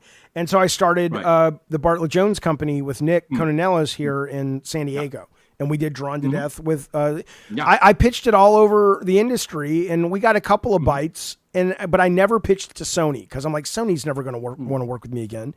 And I sent the video of the pitch to Becker, who was in Japan. And he said, I can't do these kind of games, but Christian Phillips is starting up an initiative to do free to play. Right. In San Diego. This might be right up their alley. And I'm like, it never occurred to me to approach Sony because I thought they hated me. And Rhodey was what a breath. It was. I'd never really dealt that much with Rhodey, and he was so delightful and wonderful to work with. And that was that game. So and then that kind of came out. I remember the pitch. Yeah. Right. That I still say that in my long career in the video game industry, that pitch, your pitch, was the only pitch that you put the music video of Taylor Swift. Oh, that was different. That was different. That was when we had gotten a green light already. So we were making the game, and every month or two we would send Sony a video of all the progress we were making. And I don't know what Scott did with those. I guess he showed them to people. And I just kind of got bored. I was editing them, and I'm like, you know what? Yeah, we're doing all this serious stuff about play mechanics. Yeah. Here's a picture of Taylor Swift dancing. And then I just got right back to the video. Because, I mean, who cares, Yeah. And I guess it worked. Yeah. I guess people laughed, which I hope. I thought you were trying to get people's attention, right? Yeah, just listening to all these game design things. No, I just thought it was funny. There's a point, there's a point where I crossed some threshold where I just stopped giving a shit, and I did things that I thought were fun, and if it worked, great. If not, oh well. Yeah. It was really fun for me. Good. I like. Yeah, this is Dave Jaffe. Yeah, and the game was fun. Very interesting art style. Black and white kind of thing. So it was free to play game. It started as a free to play game. And we had built a whole model around it and being free to play. And we had a lot of what I thought were really interesting monetary systems that were, our idea was like, let's make a free to play game, but for gamers, let's like do it right was the idea. And what happened was, Sony at that, Fortnite had not come out on console. Nobody knew if free to play was going to work on console. The only thing that ever kind of sort of worked, was like there was like a match 3 puzzle game that did okay on PlayStation Network and stuff, but there wasn't a big thing. And then Rocket League comes out, and Rocket League gets the first month free on PSN, and then it goes to $19. And I remember Christian Phillips and Scott and I and Nick went to lunch, and they're like, we know this is built to be free to play, but what do you guys think about changing it because PSN is willing to make it a free title. And Rocket League was blowing up, and we're like, oh my God, this is perfect. And so we ended up spending 6 months kind of pulling out all the free-to-play systems, but, you know, and it probably never would have worked regardless, but we probably would have had another 6-8 months to survive to maybe make it work. Changing to the premium title. Yes. Premium. Yeah. It title. did, because... And put it in the PS Plus the first month. That's right. That's right. And then it became but that was not the original intent. And but we all at the time when Rhodey presented it, all of us were like, "Oh, that makes so much sense." None of us thought it was a bad idea, but only in because we got a lot of people playing the game, and hopefully create a great word of mouth, and we get credit from the PlayStation Network. Yeah, half our budget was paid for. Money. Yeah.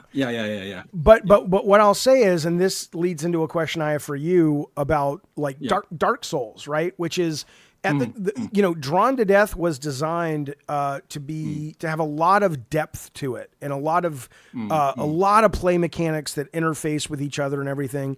And I was watching Dota 2 explode with esports. I was watching the internet community finding and loving things like Bloodborne and Dark Souls and Demon Souls and all this stuff. And what I hoped would happen was that people would eventually start to recognize the nuance of the mechanics of Drawn to Death, and it would sort of take off in its own version of that. But what we didn't take into account, being on PSN, Rocket League, anybody can pick up and play. Even if you suck at it, it's easy, it makes sense.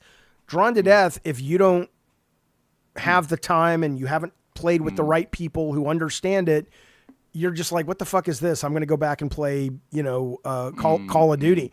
And so, but Ian, I just like with Dark Souls, a lot of people, one of the things you're known for is great things and then turning down Dark Souls, which is, I would have turned down Dark Souls. Everybody would have turned down Dark Souls because that game, Bloodborne is my favorite game of all time, I think, right behind Elden Ring. Miyazaki's my favorite game designer on the planet right now. But I wouldn't have known what to make of that fucking game. I would have been like, this is hard. Well, by the way, we didn't turn down Dark Souls. We were turned down by From Software because we didn't treat Demon Souls well. Demon Souls was passed on by SCEA and SC Europe. So we had to bring it to Atlas for the US and Bandai Namco for Europe to publish. Okay, so From Software was very upset. Yeah. But is it correct in saying though that people assign you the reputation of you saw it and you didn't get the big deal? Oh yeah. Well, because I became responsible for Worldwide Studio, and the game was almost close to launch. And when I played the game, I got the code from QA. I spent 2 hours, and I was standing at the beginning. Right. After 2 hours, and I had no idea the intent of the, Miyazaki-san or, even the producer. That was my mistake. I should have gotten, explanation of the creators. But wait a minute. This is so badly. That is so balanced. Fascinating though, because it really does call into question. Yeah. Like the fact I know that you were the head of the company, but you were approaching it as a gamer. It's not a gamer's job. It's not a gamer's job to go figure out the developer's intent. It's the gamer's job to be entertained by the money that they've spent to get the game. Oh, well, yeah, but as a head of development... No, I sure. But I mean at a design level, right? Which is like now, how do you know, like with Drawn to Death, I didn't know that some games are going to fly because they are so challenging and confusing. And how do you know how to design for that and still know that it's going to catch on versus it's going to be treated like you treated or I would treat those games? I didn't give a shit about Bloodborne until I streamed it with my stream and they walked me through the mechanics. And then I'm like, oh my God, this is the best fucking game ever. But I had no idea. Well, Demon Souls was found by players, at the launch of the game in Japan. Yeah. The initial shipment was very small, like 20,000 units or something. and even Famitsu didn't, gave it like a 6 out of 10 or, yeah. So it didn't launch well. However, there are certain people on the internet starting to find actually this game is great, and the word of mouth, let the game keep selling in Japan, and in the end, it got the reputation. Actually, this game is great, and Atlas and Namco saw the show the interest to pick up for the US and Europe. Right. So when the game came out in US and Europe by these publishers, the game had already reputation that the game is great game, and the game got the best game of the year award from GameSpot that year. Right. And so I remember when I saw the article, I sent the link to the head of marketing in SCEA. Right. See this, and he replied, "Ouch." Yeah, no shit. But let me ask you, as somebody who's now still in the business and doing freelance and indie stuff, how do you know, like, because I still wouldn't know, how do you know when someone comes to you with a game that is great, but it's like a Souls game where it's intentionally meant to build word of mouth and versus going, this is just a bad game? Like, how do you recognize it now? It's hard. It's hard. Well, but these days there's so many games being made that our publishers always look for something unique, right? So even though something that may not be understandable, but this didn't exist, so this might have a chance. Better than this is a survival game with sci-fi approach, or those kind of mashup games. Absolutely. Okay. All right, cool. Well, I don't know. Okay, okay, let's go back. So the Battle Jones, Drawn to Death, after that, what did you do? Did we continue working, or we kind of separated? So first answer me this question. Is Scott Rohde still at Sony? Yeah. He is the only survivor from my team. Okay. The only reason I talk about this game now is when I did Colin Moriarty's live show in San Diego, some of the San Diego people showed up and they said Scott had retired. And I had committed to Scott, and Scott, I just think the world of. I would never talk about or show the game we were working on with Sony because I believe Sean Layden, when it was canceled, I think it was Sean, but it may be somebody else, told Rohde, because I said, hey, can I show people the game we were doing? And he didn't. Scott was like, I'm being told that we don't want to say we canceled this for whatever reason. And I'm like, all right, cool. And I had lost touch with Scott. And then when I heard he had retired, I'm like, well, fuck it. I don't know where he is. He's not at Sony anymore. And Layden's not at Sony. Fuck it. I'll tell people. But yeah, you guys had come to us. Scott said, we'll do another game with you. And he wanted to do something that I guess he was trying to team up with PSN to kind of make a premiere, like our Rocket League. And he was like, we really, we want to spend the money on the servers and have dedicated servers for it and all this. And so we spent, about 4 months after the prototype on it. And then we got back from, I think it was Christmas break. And I guess PSN, what we were told was like, they just really don't want to be partners with us on anything like that. And we don't have the budget to fund the whole thing. So we're going to have to walk away. And so, it was an amicable split. There was never any hard feelings from Sony or for us towards, it was great. Scott was great. The producers were great.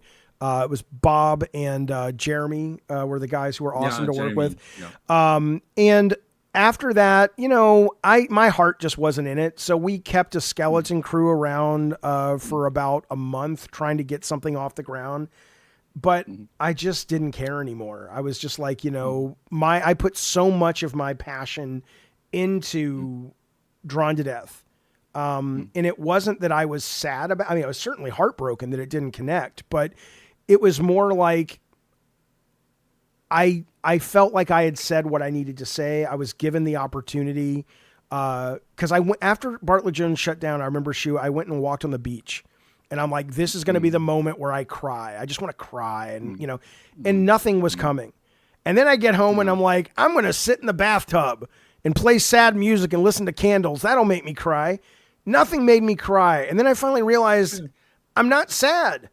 I'm sad that the game didn't connect, but I'm not sad to be out. I felt like, oh, I'm ready for something different, you know? And so that's the, you know, and I've done some consulting here and there, and it's been satisfying. And I'm talking to a couple companies right now about consulting, but I'm very, very happy to be out of that world. I think I was perfect for the time that I had my shot. The team was great. The leadership was great. Whatever you want to attribute that to, fate or the human mind finding patterns that aren't really there, I don't know. I don't care. But I was so fucking grateful, and I'm so glad to be done. Well, great story. But by the way, thank you, Frank Last, for the super chat. Oh, I'm going to read all those. What I was going to ask you is, people obviously have questions. You have a schedule. So I just need to know when you're ready to answer questions, because that's going to. Yeah. Well, just one last question about your career. So that's how you started becoming a YouTuber, or you had some break? No, I mean, it wasn't much of a break. You know me. I mean, I had been doing videos, and I had been getting in trouble with my blog and with my videos from Sony PR, you know, but right. I mean, they were always upset. And so it wasn't like it was new to me. But I decided, I said, well, I like talking about shit. I like talking. That's fun. And I just kind of started, and I just absolutely fell in love with it. And what I realized was, and this is the thing that, you know, people ask me, it's like, don't you miss it? The freedom that we got in the PS1 and PS2 days that I loved so much is the freedom I have now, because I get an idea. I can put it together with myself or with teammates that I work with. That night or the next night, we try it. It works or it doesn't. But it's this instant sense of you can just be creative and try stuff. And that's the same mentality that really was addictive to me back in the PS1, PS2 days. So it's actually quite similar. But once I started doing it, you know, and I've been nowhere near as successful in this career as I was in that career.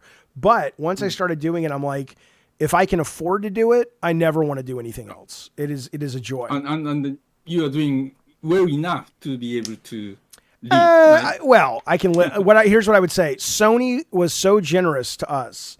And my ex-wife was so smart with investing, and our channel is growing at enough of a pace that money has not been and remains not a problem. That's great. Yeah, but don't get me wrong. I would love for the show to pay for itself, but we're not there yet. But we're growing. We're getting there. Okay. It's hard out there for a pimp, Shu. It's hard out there. It's hard on these streets. So subscribe, right? Only if you want to. That's the problem. My producer's like, don't ask them. But no, if you like it, subscribe, send the super chat. Yeah. If not, don't worry about it. You know, but you know what? I'm going to give you a pitch, even though you're not at Sony anymore. I want this so bad I think, I don't know why a video game company like Sony has not done a 24-hour streaming network, and there's like 8 shows back to back to back to back. Can you imagine? You would have your captivated audience. You could premiere new games. You could have people like you and me from the past, new people. You could have just people giving video game news. It would be huge. They should totally do it. But they're PR at Sony. I get it. What I see is, large company have certain quality standard. I know. So they spend lots of money and time and edit and polish for one show, right? So like a 24-hour channel, like you're doing, just do it. I think it will be really fun, but you'd have to do it in like a Sony studio. You'd have to have some polish. But look at Colin's show and how successful his shows are. And I think Kind of Funny is great, but Kind of Funny has all the production and none of the heart. Colin's show has. I'm a fan of like a studio has their own like a green room and do the. I think San Diego studio used to do. They did for MLB. They did. Yeah. But anyway, whatever. Okay. So, any other questions for you? Then I have a few for you. Then I want to go to the audience if that's okay. Oh yeah, let's go to the audience. Well, let me ask some questions first. Very few, very quick ones. Okay. So I don't know, and I'm not going to ask, and it's none of my business why you left Sony. Hmm. Whether you were pushed out or retired, it doesn't matter. But I always knew that Hmm. business, we were in a business. And as much as people were nice and family at Sony, business had to get done. And sometimes that would be hurtful. But when it happens to you, like I had no hard feelings. The day I talked to Rhodey and he canceled our game, which in effect killed our company, I had no hard feelings. Sony was great for me. But there was still a sense of, but it's me. I thought we had this thing, right? I mean, did you, even though you had been responsible for a lot of people losing a game they wanted to make or shutting a company down or whatever, if something similar happened to you, were you more prepared for it, or did it still sting? Like, yeah, but I'm fucking Shu. What are you talking about? Well, yeah. So when Jim asked me to move from first party, Right. like it was 2019, and yeah, I was not interested in any other role in the company than the development. I had, great fun. We had great studio, great people to work with. I was the president of our studio for 11 years. Oh yeah. Um, so I thought if it was not for development, I wouldn't, stay in the company. However, Jim asked me to do something about indie games. Yeah. And 2019, toward the end of PS4, company was criticized by, people and, media and even indie community by themselves that PlayStation is not supporting indie games enough. And I think there are some truth in it. When you watched like a E3 show of that time, at the launch of PSO, we had like Adam Boyce had indie developers on Right. stage, Right. and we are supporting these games great. However, toward the end of PS4, it was more about first party games and AAA games, right? So it must have looked like, yeah, we forgot about indie games. And Jim asked me to do something to change that perception both internally and externally. And I thought, well, this is something I really passionate about. I was, concerned about the situation myself, even though I was responsible for first party and our games are well supported. I was concerned that we, as a company, we are not supporting, pushing indie games enough. And I thought I could do something unique about the situation because I was known for loving indie games, Mm-hmm. right? About from the people and media.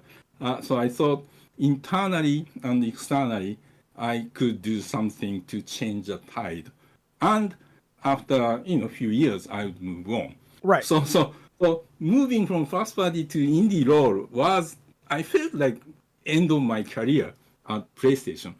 And like an epilogue of my career was to help change the tide of PlayStation support for indies.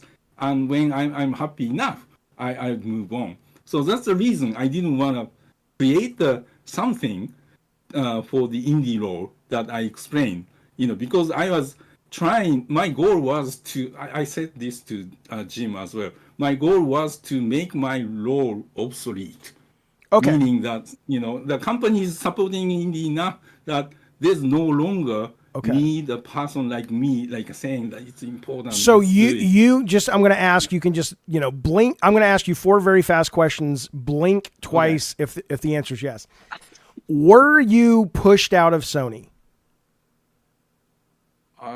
Was I pushed out? Were you fired? Yeah, so I was so I was planning to leave Sony after a few years, but Jim just kept renewing me until he left himself. So he left the company. So he kept renewing my contract. It was a annual contract for 5 times, and so I was there for 5 years. And during that 5 years, we the company did really great things in Sure. terms of improving the tool set and Yeah. creating new support for indies and the new shows and the store support much better. And I worked very closely with the people in the company who worked on indie games, and they interface with many indie publishers and developers. We started to hear things like our games sold better on PlayStation than Right. Nintendo Switch. It's Sure. amazing, Right. or better than Steam or something like that. So. And no, we stopped hearing complaints from Right. indie. But you in were terms not of you were not you sales were and not fired though. You left. yeah. So and Jim Ryan retired, and Nishino-san and Herman were chosen as a new CEO, co-CEOs. So I'm like, this is the time. Yeah. After Do you 5 think years, did you think you were going to get chosen? I didn't because Would you have Yeah. wanted would I think you would have been great at it. Do you think you would have been good at no, it? no. Well, I thought that president of our studio was the best position that I had. Okay. For being me. Because company wants to make like a certain smart business decision in the end. In the end, they probably, yeah, I said, a couple of times, probably they didn't trust me as making sound business decision all the time. No. Because I went for like, oh, this is great. This is exciting. Yeah, this is something new. Oh, like like VR, right? Yeah, something like that. VR, Yeah, I'm so- telling you, I that's what I was saying when I first saw 3D, when I first saw VR, Yeah. it was exactly the same thing. I didn't it took me 6 months to realize VR Yeah. the games weren't any better in VR or not. Most of them. Some were, like Astrobot was, but I would have fallen in love the same. I would have given my everything to work in VR because it just seemed amazing. Okay. My very last question, I promise you this, then I'm going to let the guys in the chat down below. If you guys have questions for Shu, raise your hand. I'll bring you in. I'm going to name 3 names. Were they all treated well on their exit? Alan, Connie, and I guess that's it. Do you think they were both fairly treated when they left? From the company. Yeah. That's a hard question. Okay. That's fine. Yeah. we don't have to answer it. I just wanted to Yeah. get. Oh, okay. All right. Yeah. All I right. would say I was treated really well. So Okay. I appreciate. But company does not always treat people well. That Yeah. Okay. That's kind fair. of things happens. That made me very sad to hear. I think your third person was Sean Layden. Yes. I heard about that as well. I'll tell you. I won't say it, and I don't expect you to say anything, Shu, but let me say, sharing the space with you, whoever did that, and if you're watching or PR's watching, send him a fucking clip. Fucking shame on you, you piece of shits. These motherfuckers built the very thing that keeps your lights on. They built the fan base, they built the hardware, they built the dedication, they built the franchises. You arrived late to the party. So it doesn't mean you had to give these people all the jobs they wanted, but you should fucking feel ashamed of yourself, and I hope you burn in hell. Okay, now let's bring on a couple of questions, Shu, from the folks down below. Tech, I don't know how to do this. I got Awesome Tatum once. Do I just physically drag him up? Do I right click him? How do I bring him up here? There we go. We got Hectorhowl. All right, Hector, you're on with Shuhei Yoshida. Jaffe, by the way, in the future, Hello. you right-click them and say invite to stage. Okay, thank you. Fantastic. Good evening, Jaffe. Good morning, Shu. Hope you're all doing well today. And my question is this for you, Shu. Of risks that you took in whether it was greenlighting games or making different management decisions, can you share one that was either memorable or perhaps one that was really successful and one that went very poorly? The risks we took. I was always a fan of doing new IPs. Because I have managing first party business, I had to deliver numbers as well. So I try to make sure that we spend like half the budget onto existing franchise, like continuing like a new God of War, Uncharted, but also at the same time spending the other half to work on something new IP or new technology or new something. So all these new things are always a risk, and sometimes it works, sometimes it doesn't. And we chat a little bit about the VR. The first launch of PSVR was so much fun. We talked about their industry was, we felt like a new industry is being born with Palma Lucky doing Oculus, and the Valve doing working on their things, and HTC doing the Valve based, I forgot the name of the system. Is the HTC Vive, right? HTC Vive, it's really high end, and these developers, many of them young, small indie developers creating amazing experience. And our own teams in London created that Shark, demo that many of us, who tried the first time, were like, Yeah. and it was so fun to go to events and put the headset on to people and get the shark to attack these people, to watch the reaction. It's so much fun. So in terms of the satisfaction of working in the industry standpoint, the investment on the VR was such a rewarding, amazing experience. But in terms of numbers, it was a kind of expensive system, and people had to buy, and it was almost impossible to communicate the experience of VR through the existing like a flat media, like Right. YouTube. Yeah, so everything looked like a blurry or last gen kind of graphics. So it was really really difficult. So VR was on one end great reward. On the other end, didn't become as big a success that we were hoping for.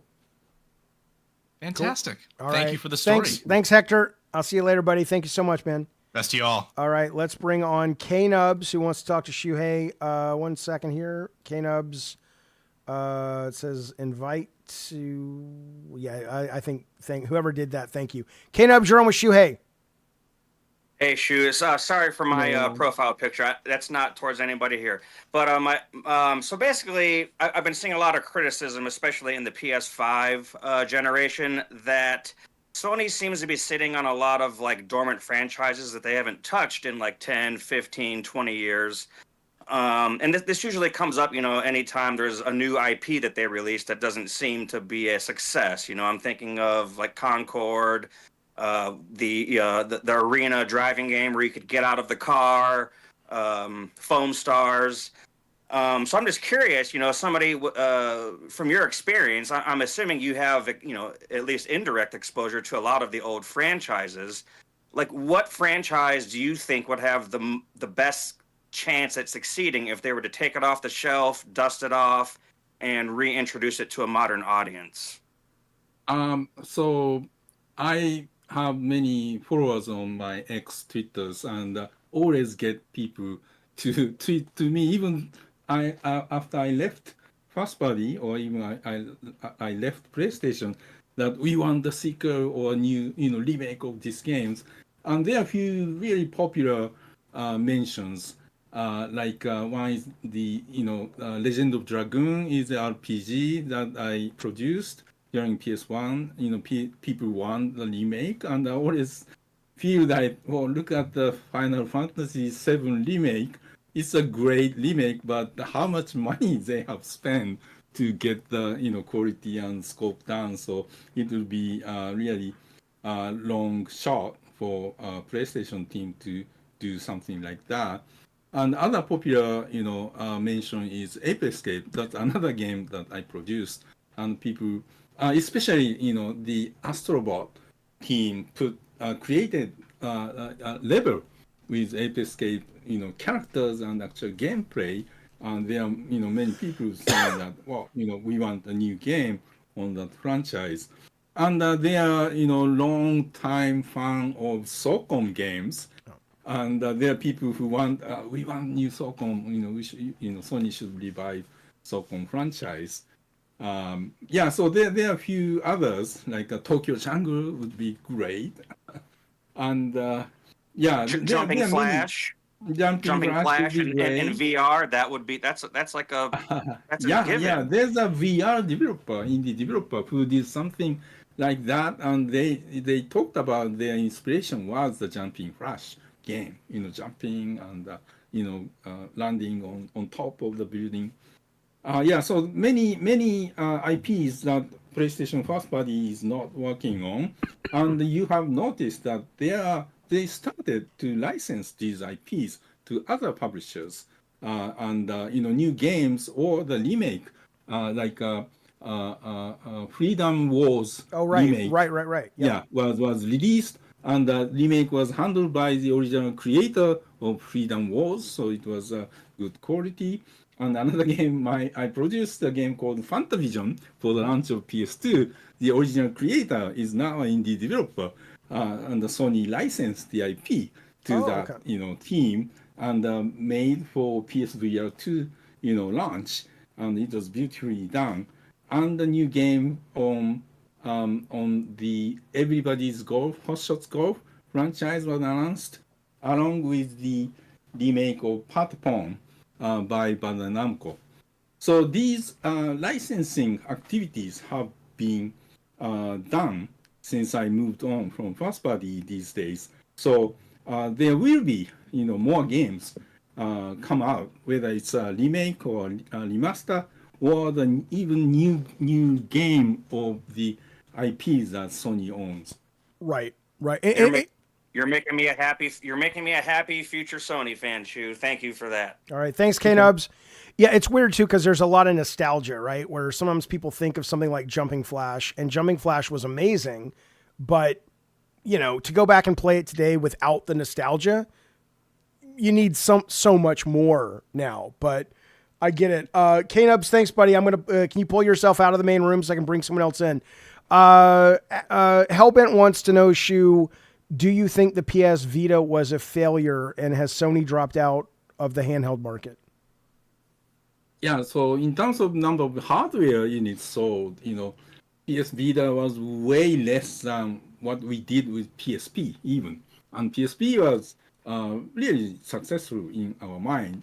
Like a Twisted Metal game we launched. Yeah. Remember the first week sales through of 100,000 units. Yeah. The first week. That's amazing. And that game launched the same day as God of War 1, by the way. Did it? Yeah. Oh, wow. The two games. It's pretty cool. Yeah. Page. Yeah. Such a success. So PS Vita, when it came to that time already, people were using smartphones to play games. And, more and more, smartphone was taking the business out of like a digital camera or audio player, right, or, internet device, and of course, gaming device. Who knows, how much of that was happening. So portable gaming device was getting, small and small in terms of the role of that kind of device. And even Nintendo Switch is such a success, but because it's a combination of the home device and portable device. So if it was just a portable device, I don't know how much success that the Nintendo Switch had. So I think a portable gaming device, unless it's like I'm a huge fan of portable gaming PC device. Every year I buy one or two, and GPD Wii Max 2 is my favorite. 10-inch screen. It's beautiful. Because it's a PC based. I can play any PC games from Steam or Epic Store or Xbox download. So yeah, it's very interesting in the future, the portable gaming of the platform. So it's not just its own platform, because it's really hard to create the new platform out of just being portable gaming device. But it's part of the ecosystem that you can play your own game on the go from whatever platform that you have, lots of library of games that you own. That is going to be really interesting. opportunity. Have in the you future. had good experience personally with streaming? Because streaming for me is amazing. Like I stream any game that comes out on GeForce, I will stream it instead of install it. But not everybody doesn't have that same level of internet. So Yeah, my internet is okay, but the the best opportunity lost for me was my Xbox account is attached to the US account, so Right. my Xbox Game Pass Ultimate account didn't allow me to play streaming from Japan. oh, okay. So if my account was Japan based, I would have used that Right. with Xbox account. Okay. But the other experience, well, there's a device called PlayStation Portal. Yeah. It's you stream from your own, PS5 Yeah. in the same house. Yeah. That was really beautifully. Sure. It feels really great and looks great. But going through the internet, I haven't had developed the habit of using that Okay. Got it. technology. All right. I got 2 more questions in the video. By the way, Rob, did Mumbauer say he wanted to come talk to Shu? I know he should be in here, but I don't recognize if he's in here. I don't want to not let him say hi to Shu. So let me know. But in the meantime, let me bring on Awesome Tatum if I can. Let's see. Here we go. Invite to speak. Awesome Tatum, you are on, or you're about to be on, with Shuhei Yoshida. Hello. Awesome Tatum, are you there, buddy? 5, 4, 3, 2, 1. All right, let me bring on someone else. Move you back to audience. This is EF Mao, I think. I'm not good at his name, but here he comes. Great. This is like radio show, isn't it? It's delightful. It's delightful, and it's so good for my ADD Shu, because when I get bored, I just bring somebody else on. All right, you're on with Shuhei. What's up? Hello. Hey Jaffe, hey Shu. Thanks for the talk. It's been great to listen to. I just had one quick question for Shu. What is the biggest pushback internally you've received for something that you championed? The biggest pushback. Biggest pushback I pushed. There must be something. It's a great question. I'm very optimistic person, personality wise, and I'm really good at forgetting bad things. I'm like, yeah, let's move on. So yeah, there must be many things that I was like, but well, it's not pushback, but something I wanted Sony PlayStation to come back to that they haven't been able to for some reason is I love the event called PSX. Yeah. That was such amazing events. I went every single one of them. And it's such a happy place that, 1,000 people get together and everybody is PlayStation fan. And there are developers, many indie booths, indie developers standing and talking to people, giving them like goodies.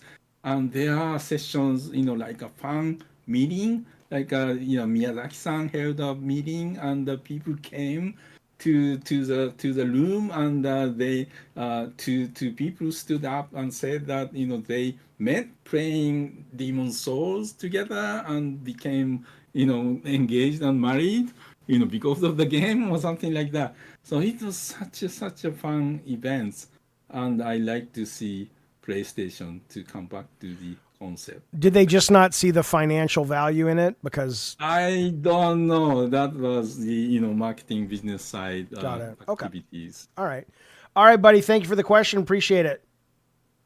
Thank you guys. All right, man. All right, I think we got Awesome back. Awesome, you are about to talk to good sir Shuhei Yoshida. Rob, yeah, let me know if Mumbauer wants to talk. Awesome Tatum, you are on with Shu again. Does it work? Hello. Yep, perfect. What's going on? What do you want to ask? What do you want to ask Shu?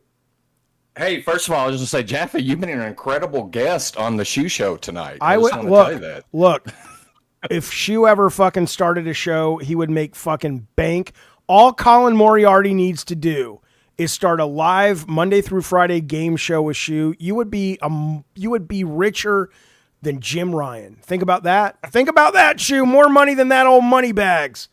But She would be richer than Elon Musk. I don't know about that, but okay. Okay, what's your question? Yes. Hey, hello, Shu. It's an honor and a privilege. Hey, I just wanted to ask you about PSVR 2. I was happy to hear you talking about VR earlier, and I know there's a small but very passionate VR community out there that loves PSVR 1 and PSVR 2. There's a ton of games being still greenlit on it, even some AAA quality. But what I wanted to ask you is, what do you feel about the future of it? And how important is it that Sony continues to do first-party support? And does Sony still believe in it, despite maybe only selling a couple of million units? It still seems like, at least with the games coming out, there's still a lot of traction left in that. Well, I believe that still games will come out, and lucky the VR games are being made, new games, and for even for Meta Quest, doing very well, and these games will move over to, many of them will move over to PSVR 2, and some developers really happy about the PSVR 2 version. They think it's the best version, from graphically or experience wise. So the unfortunate part is the hardware didn't sell as many as PSVR 1 was. So the company put a lot of great technology, great design, great system. PS5 is such a SSD, make it so good, right? The one thing playing VR game is waiting for the loading, right? Waiting for you are in the pitch black space with nothing. That was the worst thing, and PS5 removed it.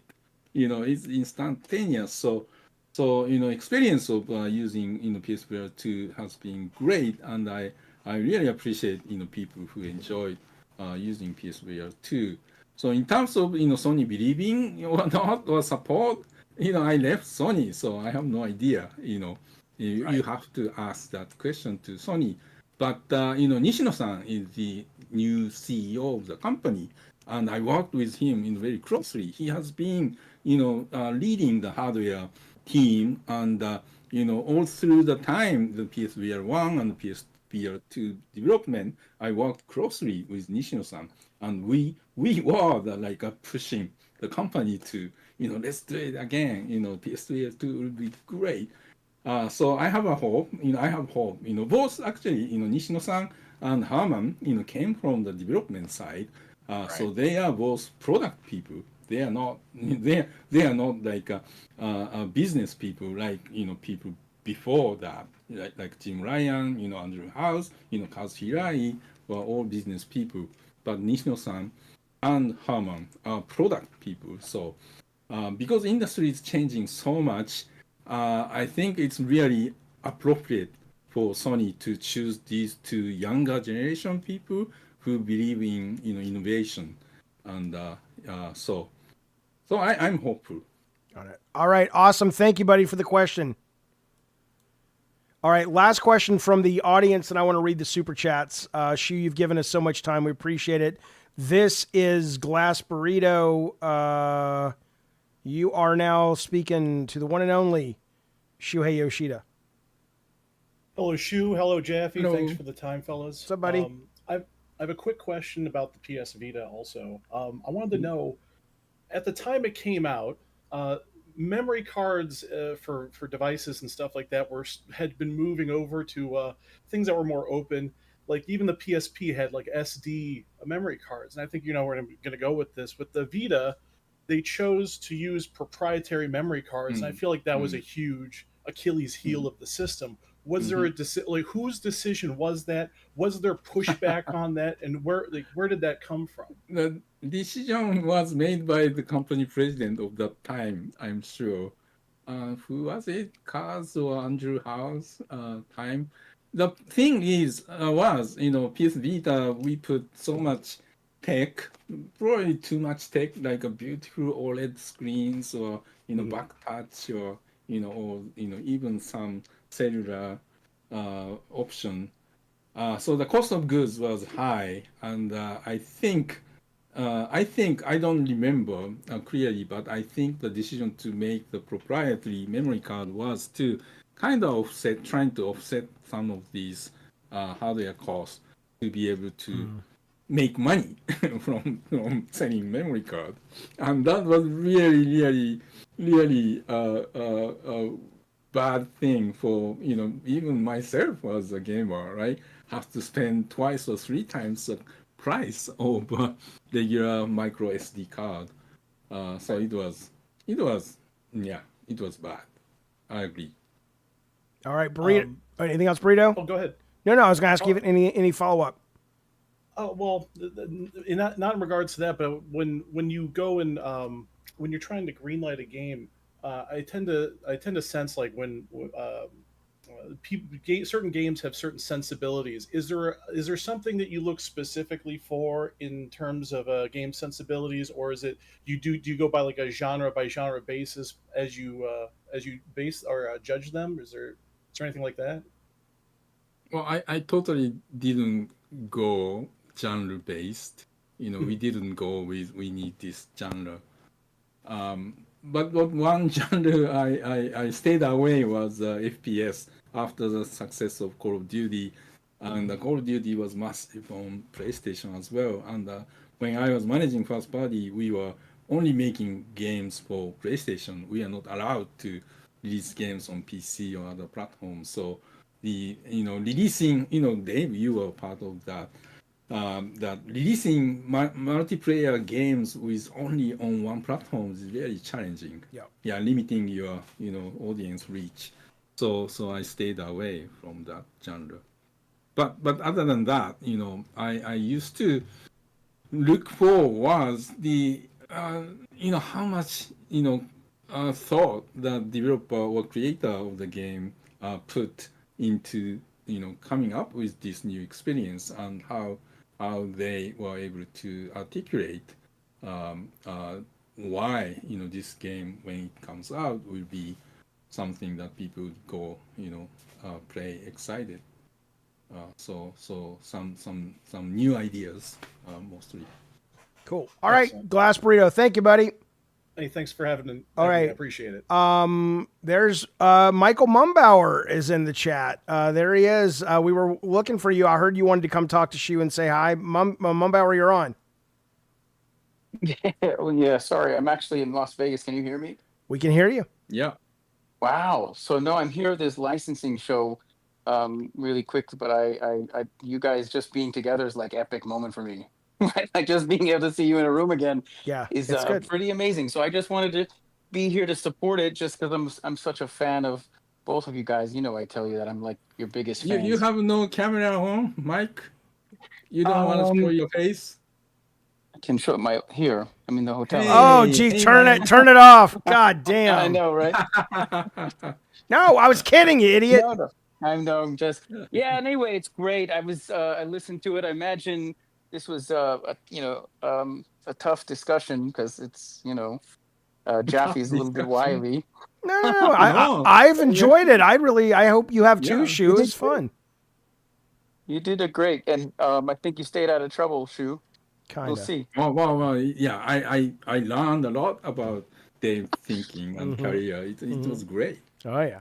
I love the beginning actually, Jaffe. I never a lot of people start when what's the beginning, and of course she was like, tell me about your childhood. It's actually pretty cool because Garvin was telling me just the other day, he's like, I think a lot of trauma is what leads to really amazing creativity, and you just kind of validated that. I don't know if it's true. It's so Jay-Z always says my pain, your entertainment, but it's absolutely true.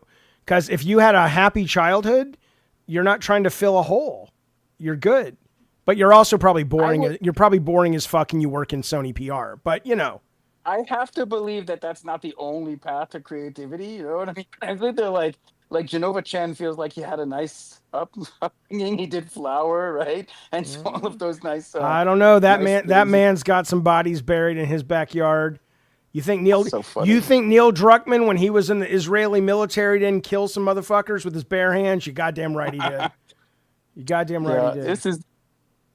This was just nice. I was like thinking, one of the things I loved about the period of that time for me was like, I always told Shu I felt like an outsider, right? Always like a little bit of an outsider, and I just loved being a part of it. I kind of feel like the Forrest Gump of the video game industry. I just felt lucky at the right time, at the right place, and just around the right people. It was very fun. Well, we were all in the right anyway, time. also Great. You did great, right? No. You brought No. a really high quality animation and You Yeah, basically look at how that- contributed ruined the- to games costing $80, Mumbauer. Take a bow, motherfucker. Yeah, I'm like Shu. I remember Shu. It was like when I think it was like 2013. Walking Dead had won a bunch of awards at the Dice. You remember that, Shu? Walking Dead Game of the took year. a bunch. Yeah, and I had this great dinner. I don't have many dinner stories with Shu, but I had a great dinner story with Shu. And Shu says to me, "So Walking Dead just won all of these awards. So tell me why we need you." Yeah. So I gave him an answer. Mike was running the art and animation group. That Yeah. group contributed lots of high quality Movies. graphics for games from Naughty Dog and other studios, Yeah. and that brought up the budget as well. Yeah. But Yeah, the the funny thing is really we high lost. quality work. I had what I thought was a good answer to your question. You told me, no, that's not a good answer. But you said somebody from EA gave you a good answer, and I keep trying to remember what that answer was. I know what I said. I said I thought that they could do that one time, like they could get away with doing like that kind of a low quality. Well, the answer charming is really simple. The answer is because when you attach yourself to a license and you make a great game, you can get away with it. But if it hadn't been called The Walking Dead, it would not have gotten the attention it got, no matter how good the game was. I wonder, to be honest, because I think it was a phenomenal game. It was, it was, but I'm talking about. I think it's about time to wrap it up. Yeah. Thank you for Dave Exactly. to coming to Okay. my show. Okay. inside All right, you guys. show. Bye, And, Mumbauer. Mike, enjoy your. All right, hang on one life in sec, Las Shu. Vegas. Hang on one sec, Shu. I'm gonna. Okay, Mike. Let me. Okay. So, I do have like 6 more questions, but they're one word answers. Can I get those that people have paid for? Okay. All right, here we go. Hello, Jaffe and Shu, says Film Gamer X. Thank you for your contributions to gaming. Happy to be here. Shu, what is your favorite game currently? Favorite game currently? I play Marvel Snap every single day. I do too. We have to play each other. We have to find each other. What? I'll send you something. We should play. Okay. Pompish, thank you, buddy. Shout out to both you guys. Thanks for all the stuff you created over the years. Very nice.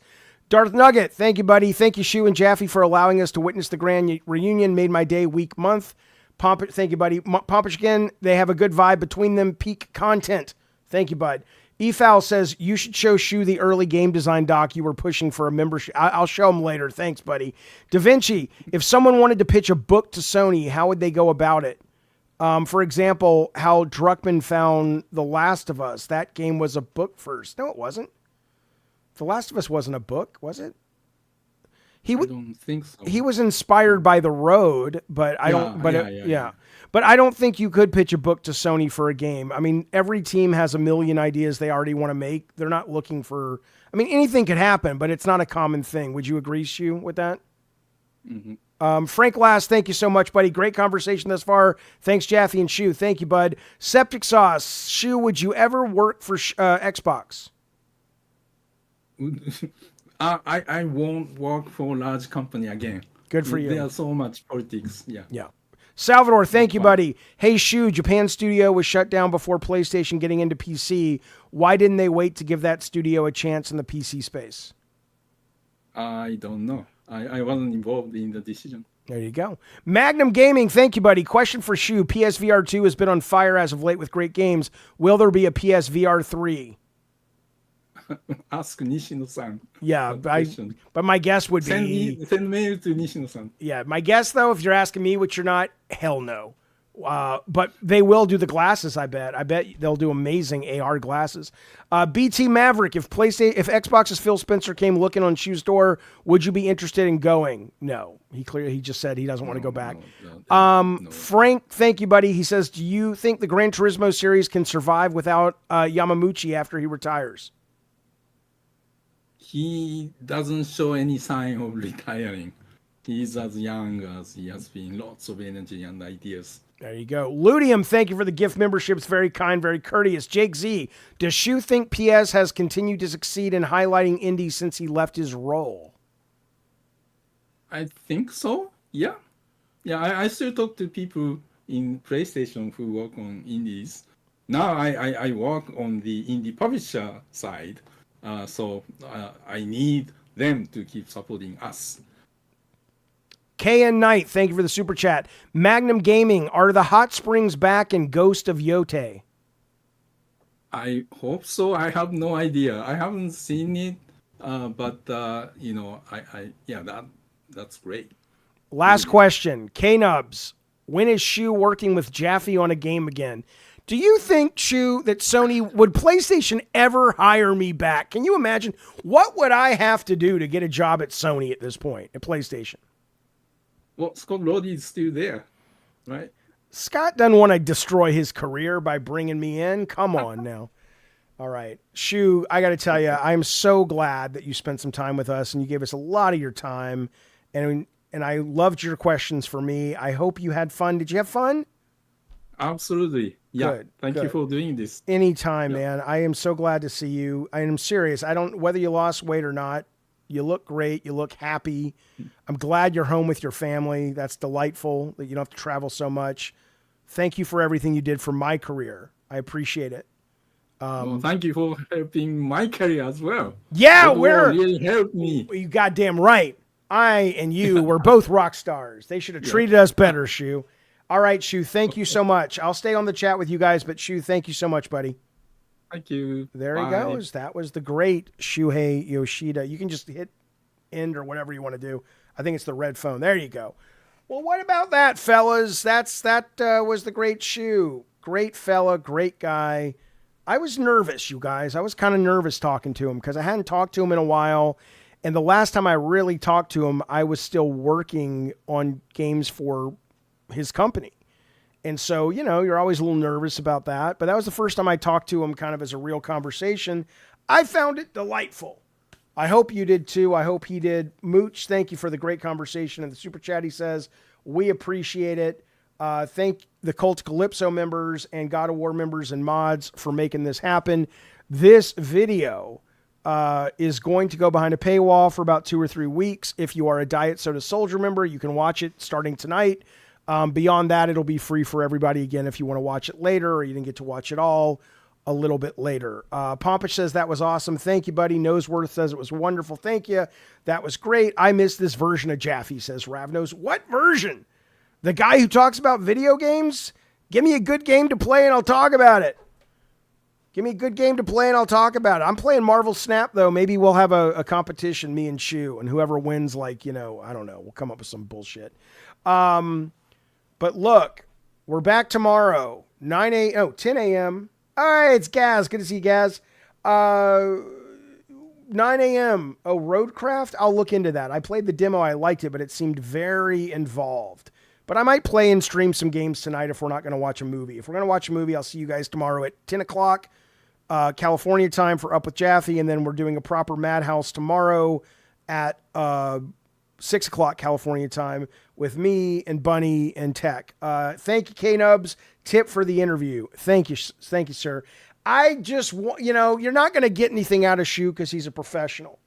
But I hope out of all of the people who he allows to interview him, and he's still watching.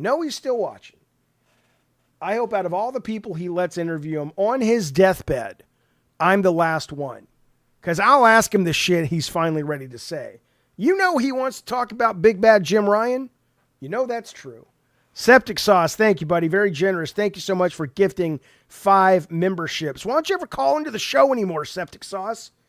We miss you, pal. What's going on? Ravno says, Jaffe, I get why you get burned out on the current Game Talk stuff. Yeah, just, you know what? A lot of it is that the gaming audience, like if I go back and I look at the comments for the game videos I do or the game streams I do, and I go back and look at the comments for Up with Jaffe or Madhouse, there might be disagreements on Madhouse or Up with Jaffe, but everybody is still kind of hanging out and having a nice time. The gaming audience, there's so many assholes that it's just like, it's not fun. And it's negative and it's boring. I agree, Boss Moss. All right, so maybe I'll see you tonight streaming a game because I am kind of itching to play something. If not, I'll see you tomorrow, hopefully at 10 o'clock or 6 o'clock California time. God of War members, Cult members, mods, thank you for making this happen. Shuhei again, good to see you, man. I'm glad you're doing well. You look great. And I will see you guys. What is Rob saying in the chat there? Click to see it. Yeah, George went. Poor George went. I know. Oh, I know. All right. You guys be well, be safe. And seriously, thank you guys for supporting the show and hanging out with us. We'll see you soon. Bye, everybody.